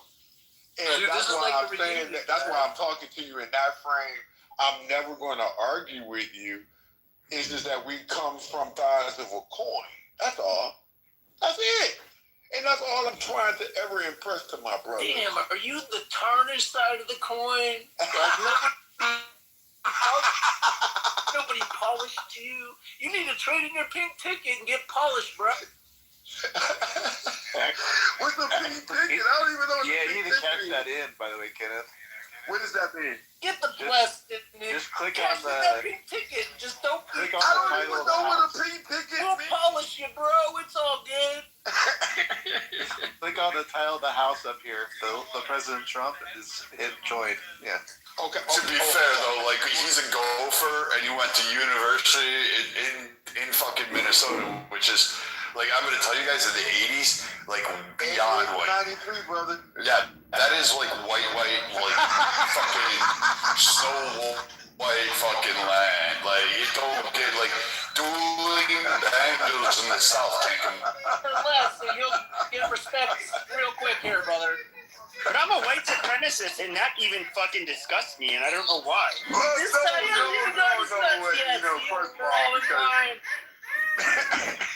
First of all, if I can't love you, then there's no such thing as unconditional love. So I can't find, even if you dislike me, you can hate me. I know that there were brothers that didn't even know what I looked like other than what was on television until they met me in person. When they met me in person, it was a whole different thing, bro. So it's not my goal to change anybody. It's my goal to be who I am, and then you make the determination from there moving forward. We felt the hug there. We felt the hug of the community. We welcome you. Oh my God, are you actually living the teachings of Jesus?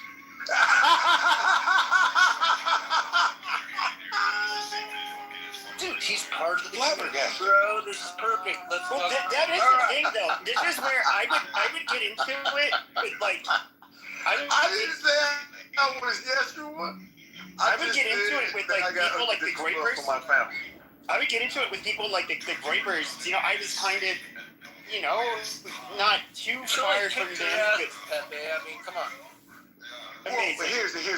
But I would say this though is that these people, a lot of them are, well, almost all of his adherents would be Catholic, and it's just like, dude, you know, like Catholicism is so you totally cannot like mistreat people because of their race and that kind of shit. And, unless it's like, a competition. And like when it comes to Catholicism, like being a good Catholic is being, in a way, almost like giving up everything to help the sick and the poor, and it's really different from, I would say, not only other branches of Christianity, but even other religions. It's just, and that can be a good or a bad thing. I don't want to say it, but yeah, like us being racist and all of that stuff, it's really weird, and I don't understand how people can have like the level of hypocrisy they have when trying to be pious while being racist, while using a religion that would disavow their racism. It just doesn't make sense. Well, that's privilege, Pepe. You know privilege. We've gone over like 5 years on Clubhouse. We all know what privilege is. It comes in multi-colors and multi... Yes, sir. I'm not talking about you. I'm talking about privilege. Different age, it don't matter. Different colors, it don't matter. Privilege. My favorite privilege is the black privilege. Oh man, we're just bring us stuff. Well, you asked me what I think about Trump, and let me go down that rabbit hole. What I think, because I'm an investor, okay? I remember back in the day, I do a lot of research, and Trump said before he was ever president, this is his words. You can Google it, so you can listen to what he said. They asked Trump when he was not a president, would he ever want to run for president? His answer was no. But if I did, I would run as a Republican. That was his words. You saw him in the 80s, though. There's tons of recordings of him in the 80s where he has made tons of quotes. Anyways, there's lots of them. You should look them up. All I'm saying is, he was aware. I think I got one in my bio, and it's so relevant. You should check out my bio. Well, but he knew that he could manipulate. And he knew that he had money. And people knew that. And that's why he was popular. Yeah, I have to say too many words other than that. What they're gonna do? We just kind of got there. They had to tell him in the 70s. Well, he utilized what we have the awareness of, which is television. He had all kinds of TV programs leading up to long, white, bearded guy singing music, like getting us under, like hypnotized, like that Alistair guy up there. What's his name? Alistair? Yeah, never heard that name before. All I'm simply saying is he was just a different side of the coin. The people that's running. I hope you traded in your pink ticket, brother, because I want to follow you. But you I did join. I joined already, brother. I think I got to leave or something. Look at Matt and Viking. So, we got but what happened is that some good crackers, premium crackers up in here. He played both sides of the coin. So, with respect to the conservatives, they're seeing an aspect of one side of the coin. But if you can imagine, there are potential people that are racist and people that are negatively vibrating that follow Trump. But Trump, if you can imagine, it was in black people's race with the rap music. So that means black people love Trump. Oh, bling, brother.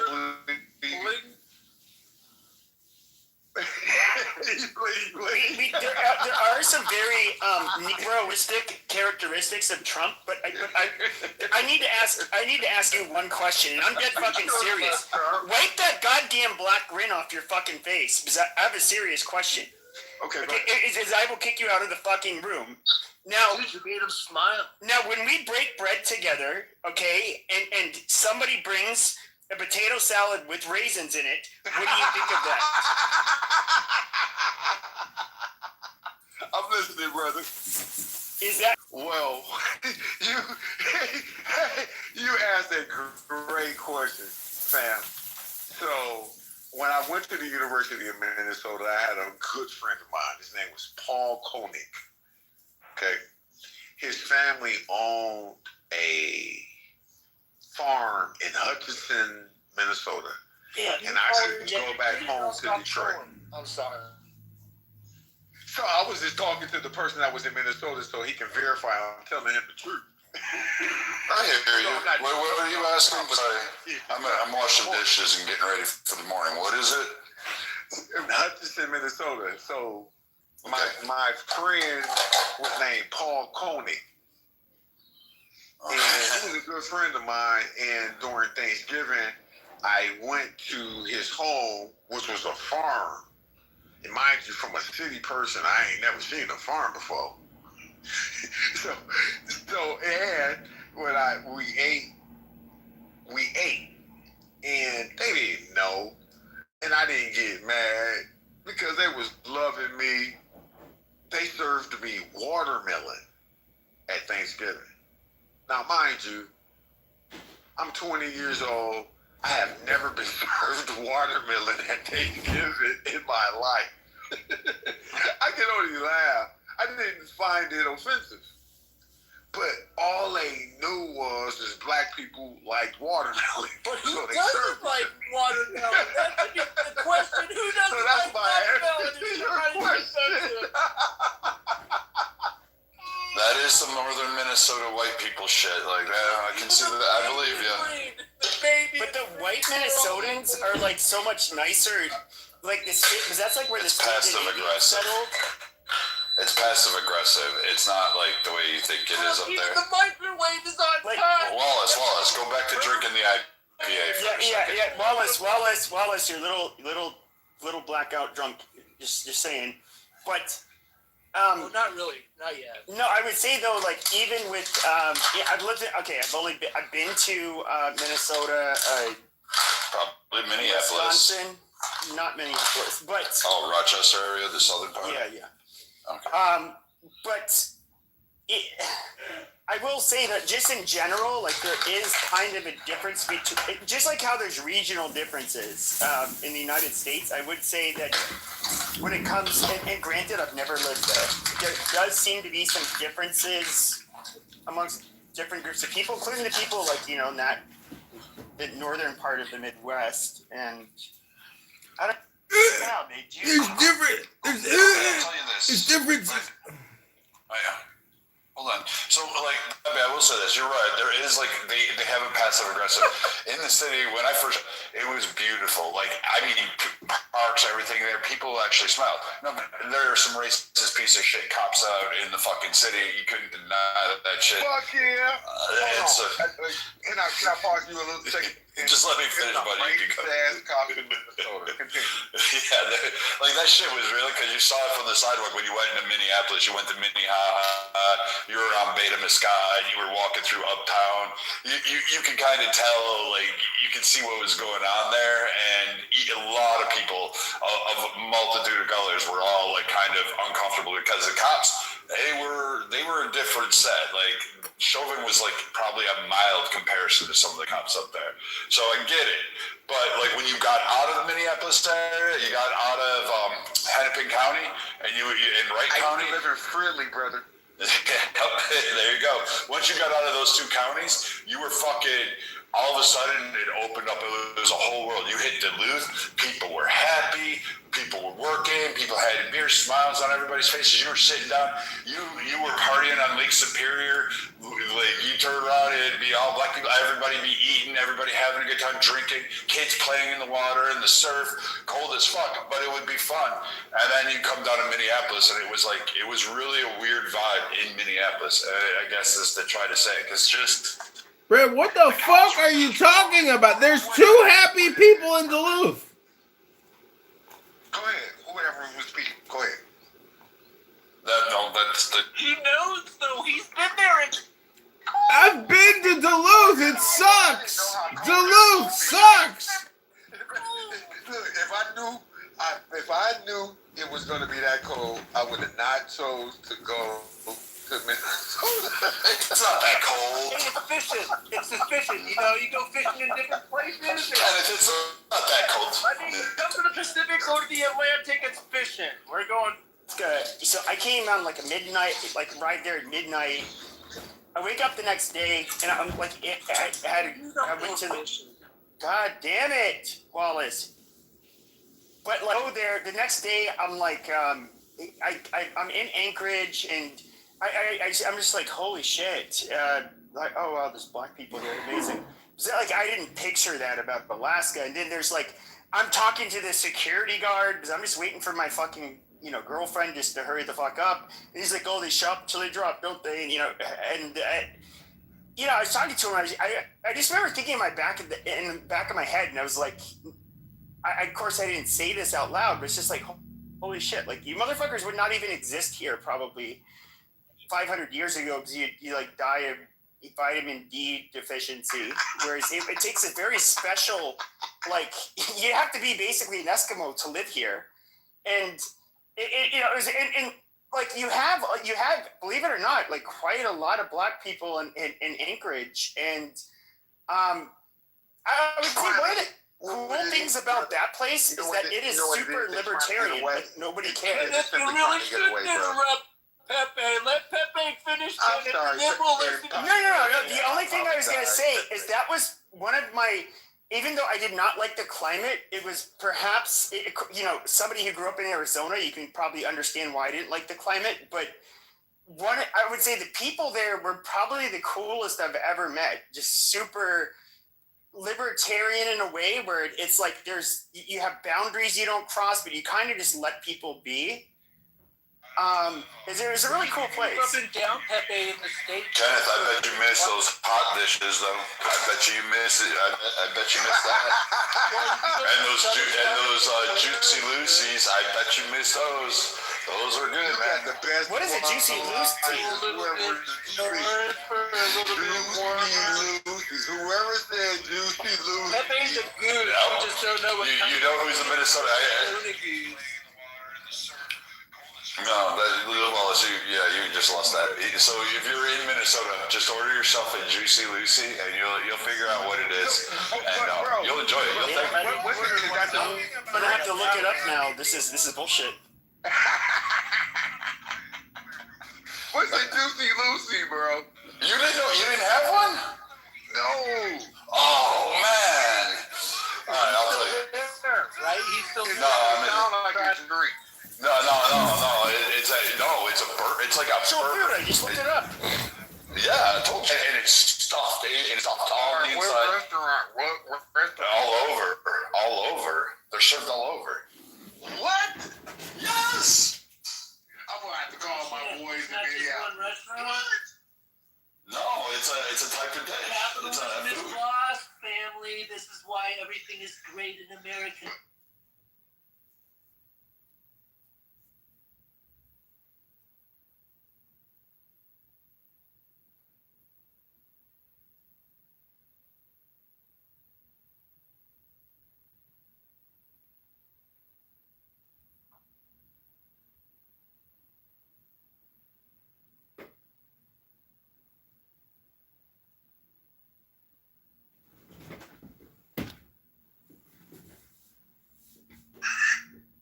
Hussein, and so I love that so much. Like,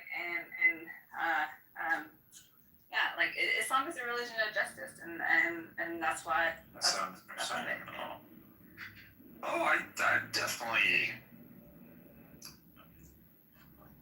I don't know. The Hussein, I don't think that was actually a good example he used. But yeah, I understand what you're saying. But what you're really saying is Christ. That's what you're talking about.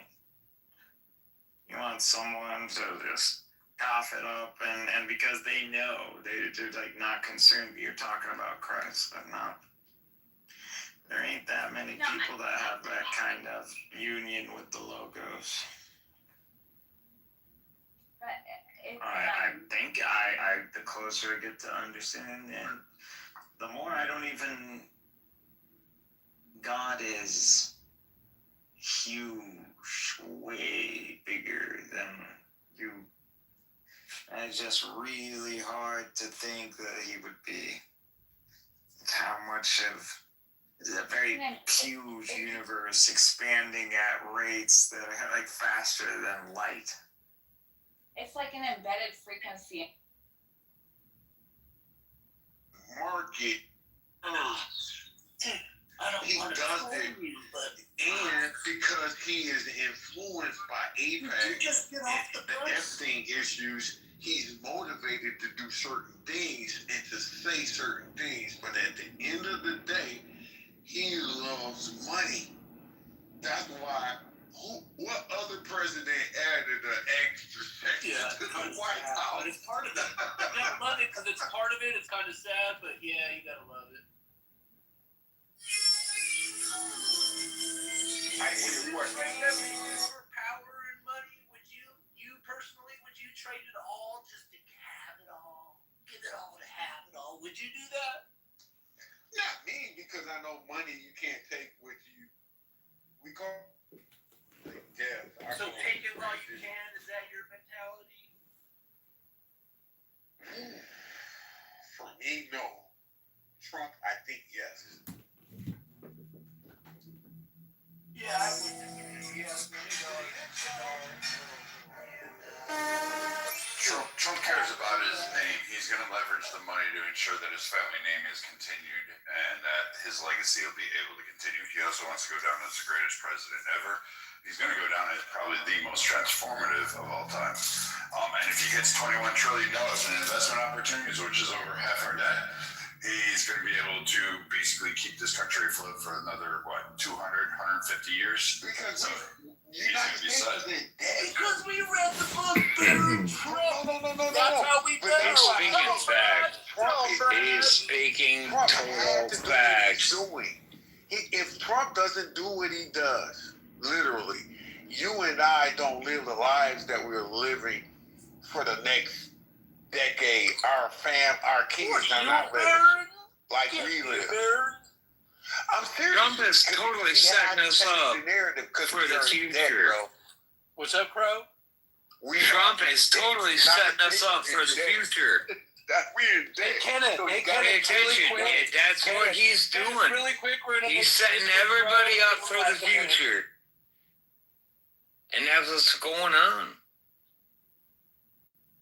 Well, I wanted to clear the space so you could actually start from the beginning. So say it again, clearly and loudly. No, Trump is setting us up for the future. Correct. Like, pay attention. Pay attention to what he's doing. Exactly. He's setting us up for the future, for the next president. He's setting up the next president in case he don't get it. But you know what? I think that it's going to go a little swing thing where somebody blocks out. Well, we're going to let Crow finish, Kenneth, so let Crow finish. Go ahead. No, that's all right. Yeah, I'll talk. My apologies, Crow. No, you good. I live on Crow, so I want to hear it land, Crow. No, I think Trump is probably going to be our next president at the next election. By they're gonna do it. They're gonna make it happen. Right, so does that mean But we can you know vote what? on other amendments, though? He is our best president we've ever had. Besides, suck a fucking dick, you faggot. That's all right. And That's all right. He's gonna be. What's up, Super Steve? We're gonna have a That's all right. You third-term say your president. thing. In other words, you want us. Let me fucking talk. No, Let you me shut up. fucking You shut up. talk. You fucking. Let me You talk. fucking homosexual. Shut your Stop fucking making mouth. me scream. No, I moved you to the audience because you stupid piece of shit. So you're trying to tell us that we're gonna have a president who's gonna be so great, which by the way, he's gonna be like what, not in his 90s? I don't know. I forget how old he is now. And he's gonna be the greatest president ever. This is fucking retarded.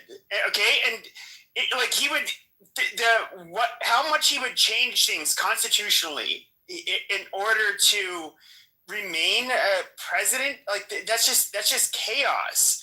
And I get it, you can be a super fan of Trump, that's fine. I voted for him 3 times.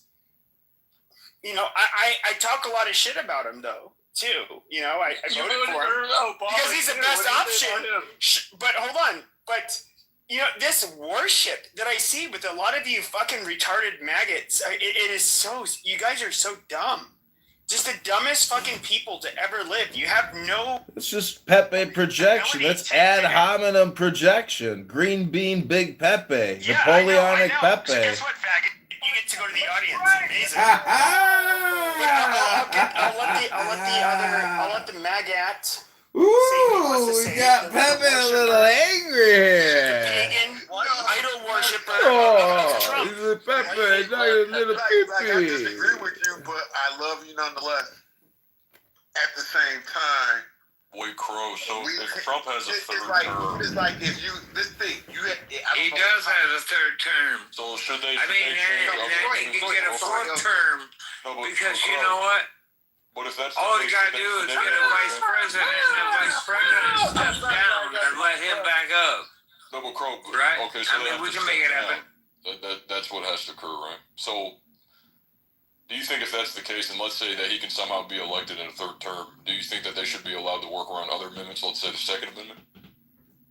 Repeat the question, brother. Well, yeah. So what if only Trump's 3rd term and then 6 years later?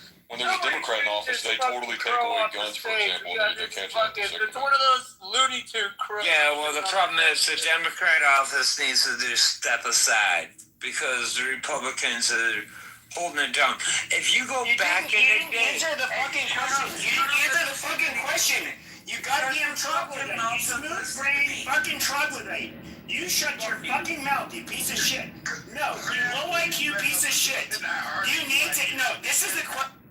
Solid. He's like fucking not charging me with this fucking new charge, and I'm over here. I'm like, he took my $30,000 check. Like false alarm, I found it, guys. Don't worry. It's right over here next to this Beth Taco. Del Taco. That's a good idea. Del Taco's fucking good. Love it. Almost. And I could make it to the Chinese place. I could make it to the Chinese. Yeah. I can. My keys.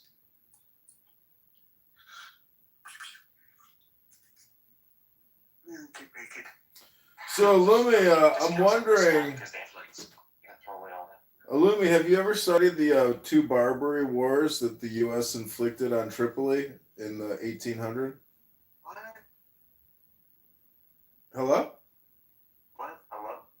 I'm asking you, do you know about U.S. history in regards to Islamic piracy? Hello? Yeah. From what? 2 Tripoli. Yeah.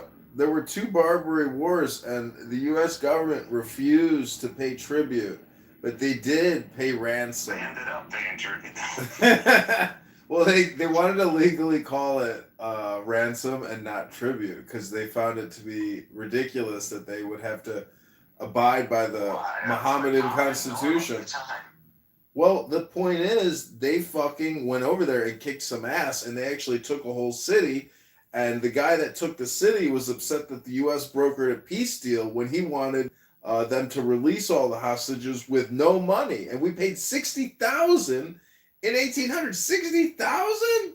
It's like 5,000 a human head. That's a lot of money back then. I mean, multiply that by 100. Believers because they decided not to. It's irritating. Not to pay because you decided you wanted to get out of it. Zuni, you sound annoying. Please mute. Well, please stop talking in code. Please stop. Talking in code? Code.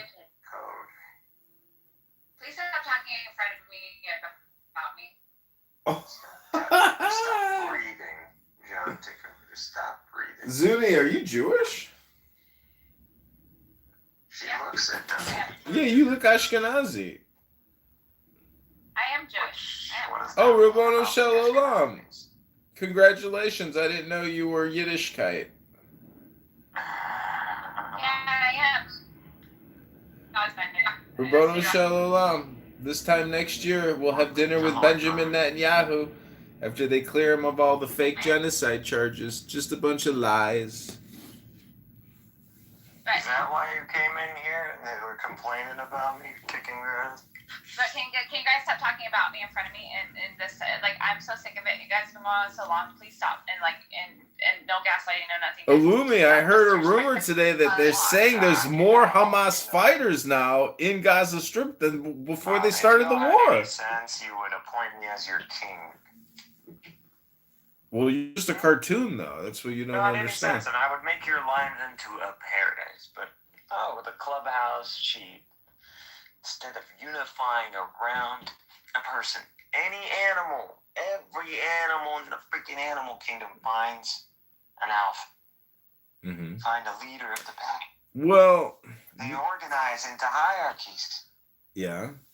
No, they don't. Not necessarily. Have you ever seen birds? Have you seen how birds operate? They're like the alpha predators of society.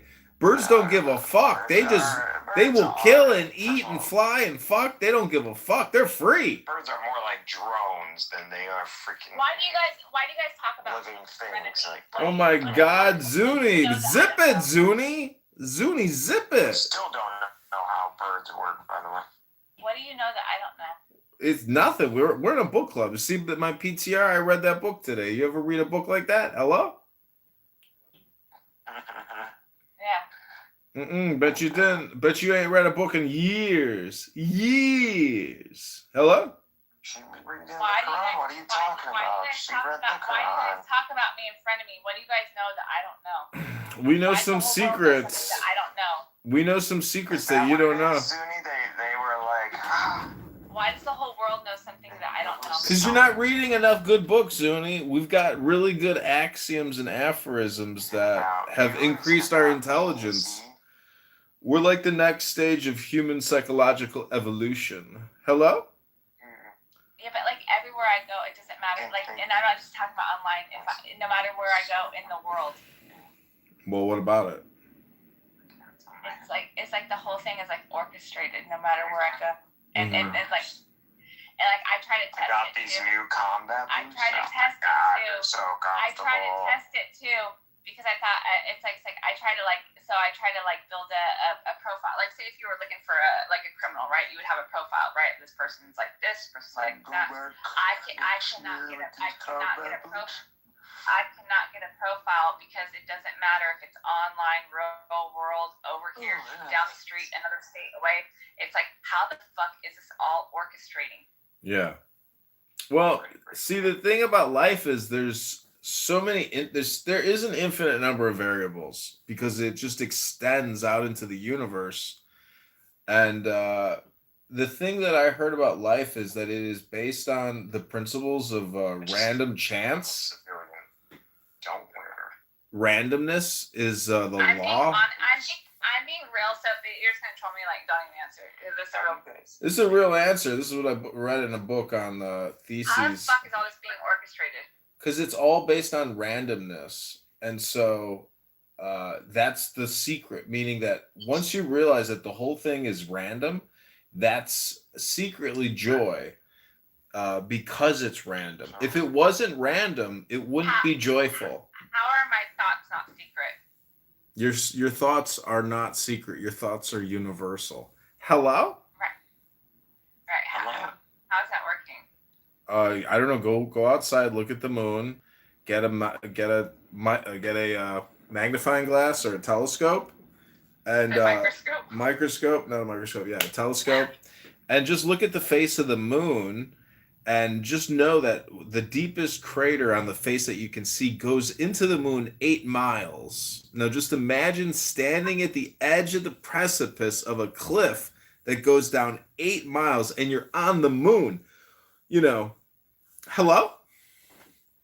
Hello? My dog's at hello too. Fix any laptops today? Illumi? I'm working on a printer. You're fixing a printer? Mm, Wow. The one What a the one waste for of my time. shed. The one for my shed that it's left. a $600 printer. Does that help? Well, what were you? Is a customer's printer or something you were using it to print shit? It's one of those that, wholesale. It's just broken slightly, and so you can't really sell it with all the rest. So, what do you do with it? Well, you just go buy one from Amazon and switch around the little parts and then send it back. They have these new ink. What do I do with the one in my shed, Mikhail? What does that mean? What do I do with the one that Luke left there? Oh, just Why do you leave throw it in the garbage. Throw it in the garbage. I don't know why you left that printer there. So Why would you throw something of value in the garbage? Because these printers, honest to God, like if they're in a box, put them online. If you don't need a printer, you can sell it, if yeah. they're broken, find a replacement. So Zuni, has Illumi? All these corporations that are not paying taxes, that are just hanging out insurance products for free for you to select your return policy.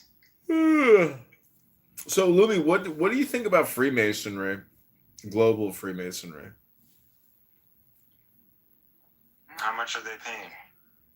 I mean, they've got billions of dollars, I assume, in their. Where do we sign up, right? You can go sign up. You can go find some Freemason lodge in your area and go join them. Pay me if I sign up. No, you're gonna pay them. Duh. What do I have? No, that sounds like a Ponzi scheme right there. Exactly. But what I'm trying to say is, if you look at them, it's too highlighted. It's too talked about. Things that are actually evil and done in secret are not this fucking popular. So what? well, you still have to look at it. There's What's really going on history. is not Freemasonry.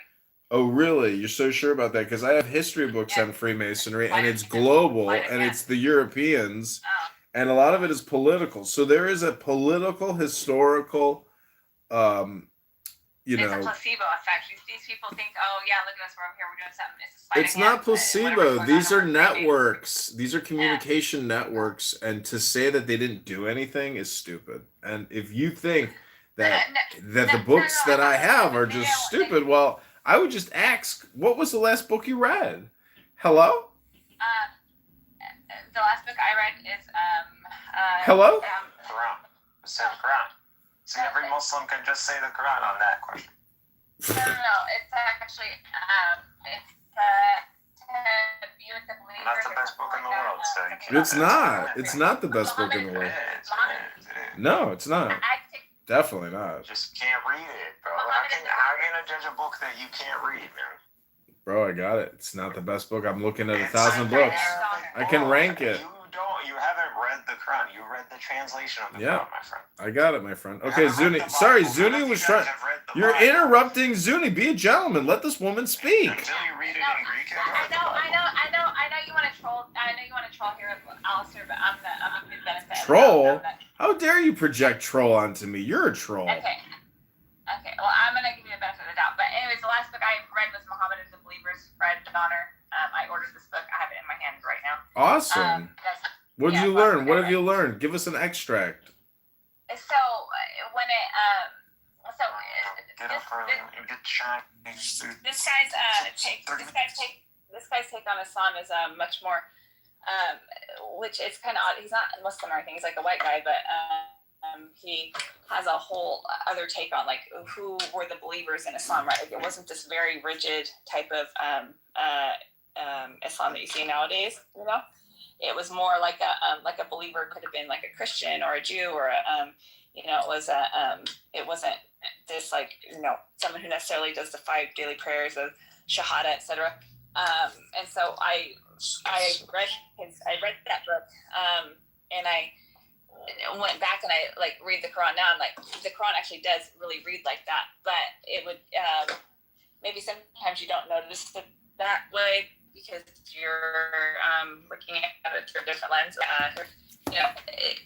After some of the things that he said, there'll be things I read. Did the book mention anything about trans or LGBTQ? Because I'm sure Necro would like to know what the Muslims think about the believers who are trans or LGBTQ. Well, I mean, so the thing that I noticed about so like those kinds of things, people like focus on those because the majority of people, it's not like I wake up every day and I'm like, oh God, I hope I don't want to love a girl. No, I don't love a girl because I'm in. So it's easy to highlight one sin that most of us aren't doing and then go against it. Well, everyone's, the guy who's really against fucking the transgender, it's like, not fair, and he's ripping everybody off of his business. And so he's doing all kinds of shit, but it's just like, it's one sin for everybody to gang up on and come together on and then highlight and focus like, this is the problem. Well, they're all a problem. You just the guy like to focus on this one because it doesn't involve you, and it's something that you can unite on. And that's that.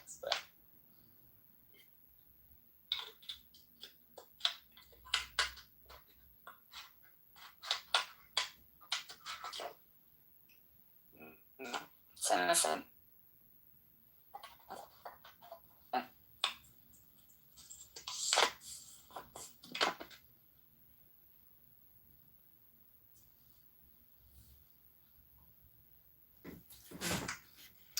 Because after reading the Constitution of Muhammad, I just have found that the Islamic Constitution is basically a charter on how to start a mafia organization to basically blackmail people, abuse people, intimidate people, rip people off, and give them no real jurisprudence, no jury trials, and always leave it up to the Ummah, to the Allah, and to the laws of Muhammad. And to me, those believers versus non-believers, in-group versus out-group, to me, that's ignorance because the in-group fails to recognize that they can't be the in-group without the out-group. And so therefore, it is a network, a hidden network through communication. And in 2026, if you are still living in the year 600, shame on you, read more books and stop with the bullshit because Muhammad was a mafia don, a godfather gangster, and he hypnotized millions and hundreds of millions, billions of people throughout the years. That's not true. Oh, it's true, baby, because you don't even know the Constitution of Islam, and that's just like your opinion. I am citing facts. I can provide links, and we can debate actual source material from Medina, and you can try to wise up, and you can fight the Ummah, you can fight the Muslim terrorists, and you can fight for justice and liberty and peace and wisdom. I am complete. Hello? Yeah.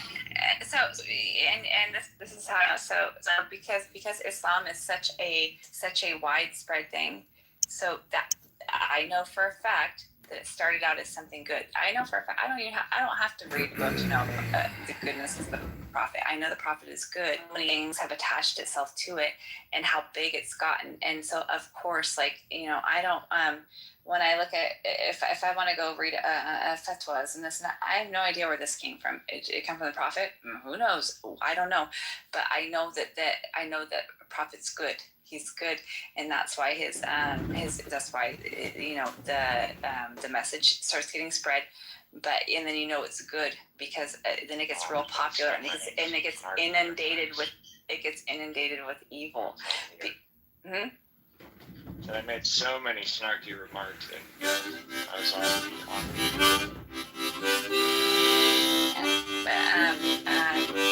So and the level of slander and the level of hate and the level of he's crazy, he's this, he's that, so you're like, oh yeah, there must be some prophet because the Muhammad is the messenger of lies, and the level of hypnosis, and destruction and blackmail and blood libel and blood. The guy is just a gangster. He's intimidating everybody. Come to war with us and pay for it, or we'll kill you too. That was his message in the Constitution of Medina. You should read it.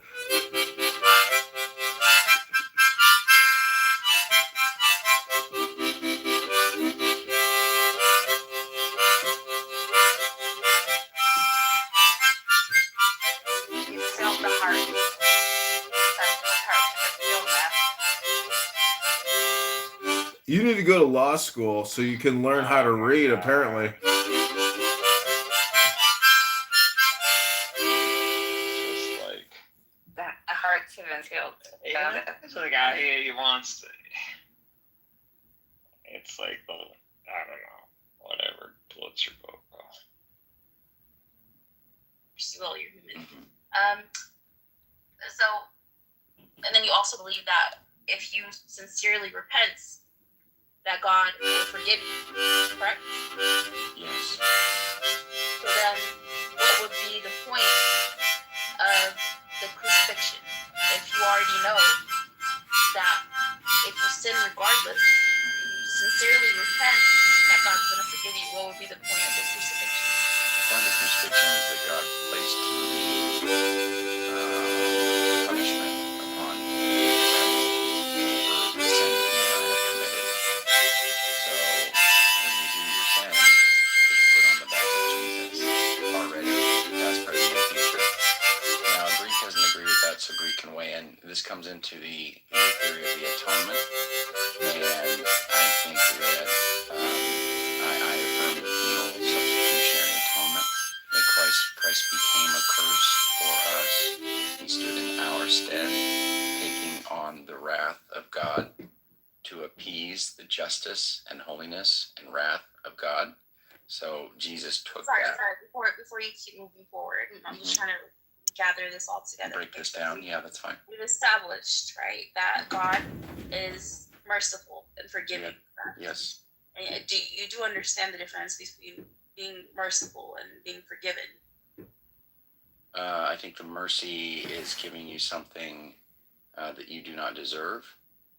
So all of us deserve death, which we do get physical death, but we deserve what's called the second death. And Christ has redeemed us from that by dying on the cross for our sin. So yes, he gives us mercy, and the mercy. So in your thought process, the mercy is the forgiveness. Yes. That's the mercy. Yeah, not simply being merciful, because that's one of his attributes. He is simply being merciful. But if God is simply merciful, why the crucifixion? Why can't God say, I'm merciful? I know you and your intention. I know that you're human and that you sin, right? Well, I think he's been good. You gotta stop being biased. But I don't think it has nothing to do with bias. I also think it has a lot to do with bias. It's not, bro, because I don't think nobody will argue about his success for 16 years. Right. Can I ask you one question? If you was American, right? If we don't care, man, I'm no, I think it had a lot to do with it because it don't have nothing to do with that. Of course, If rap was underground right now, like Drake wouldn't be in it. Glass. Hey, I think that was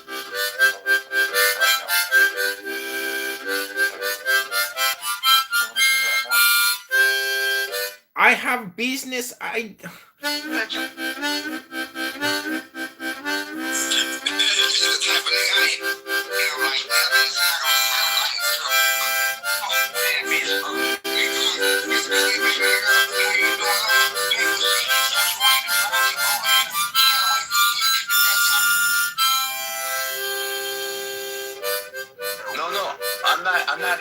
Listen. So Nabat, what Congress said. I think the H wanted to say something. Yeah, man. I'm back.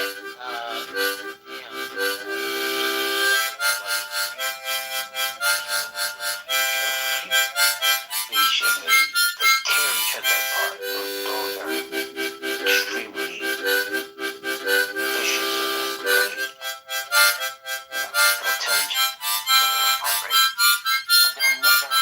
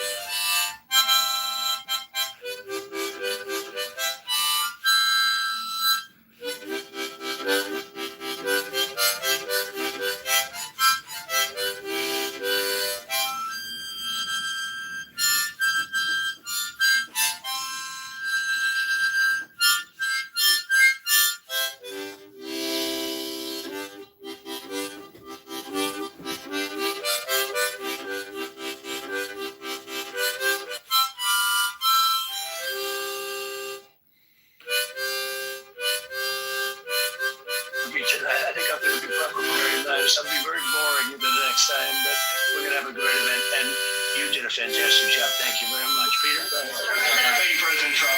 There's a report in the New York Post that his assailant assembled his weapon somewhere on site at the hotel. What do you think about that? And I ask respectfully, why do you think this keeps happening to you? Well, you know, I've studied assassinations, and interesting question, right? Why do you think this came?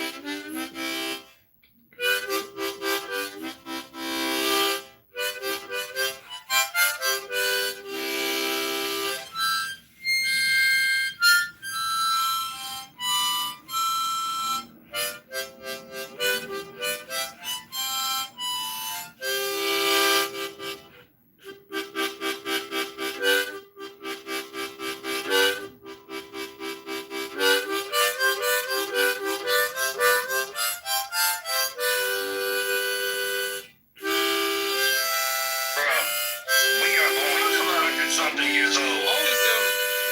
The voting system didn't exist. Do you know how old some countries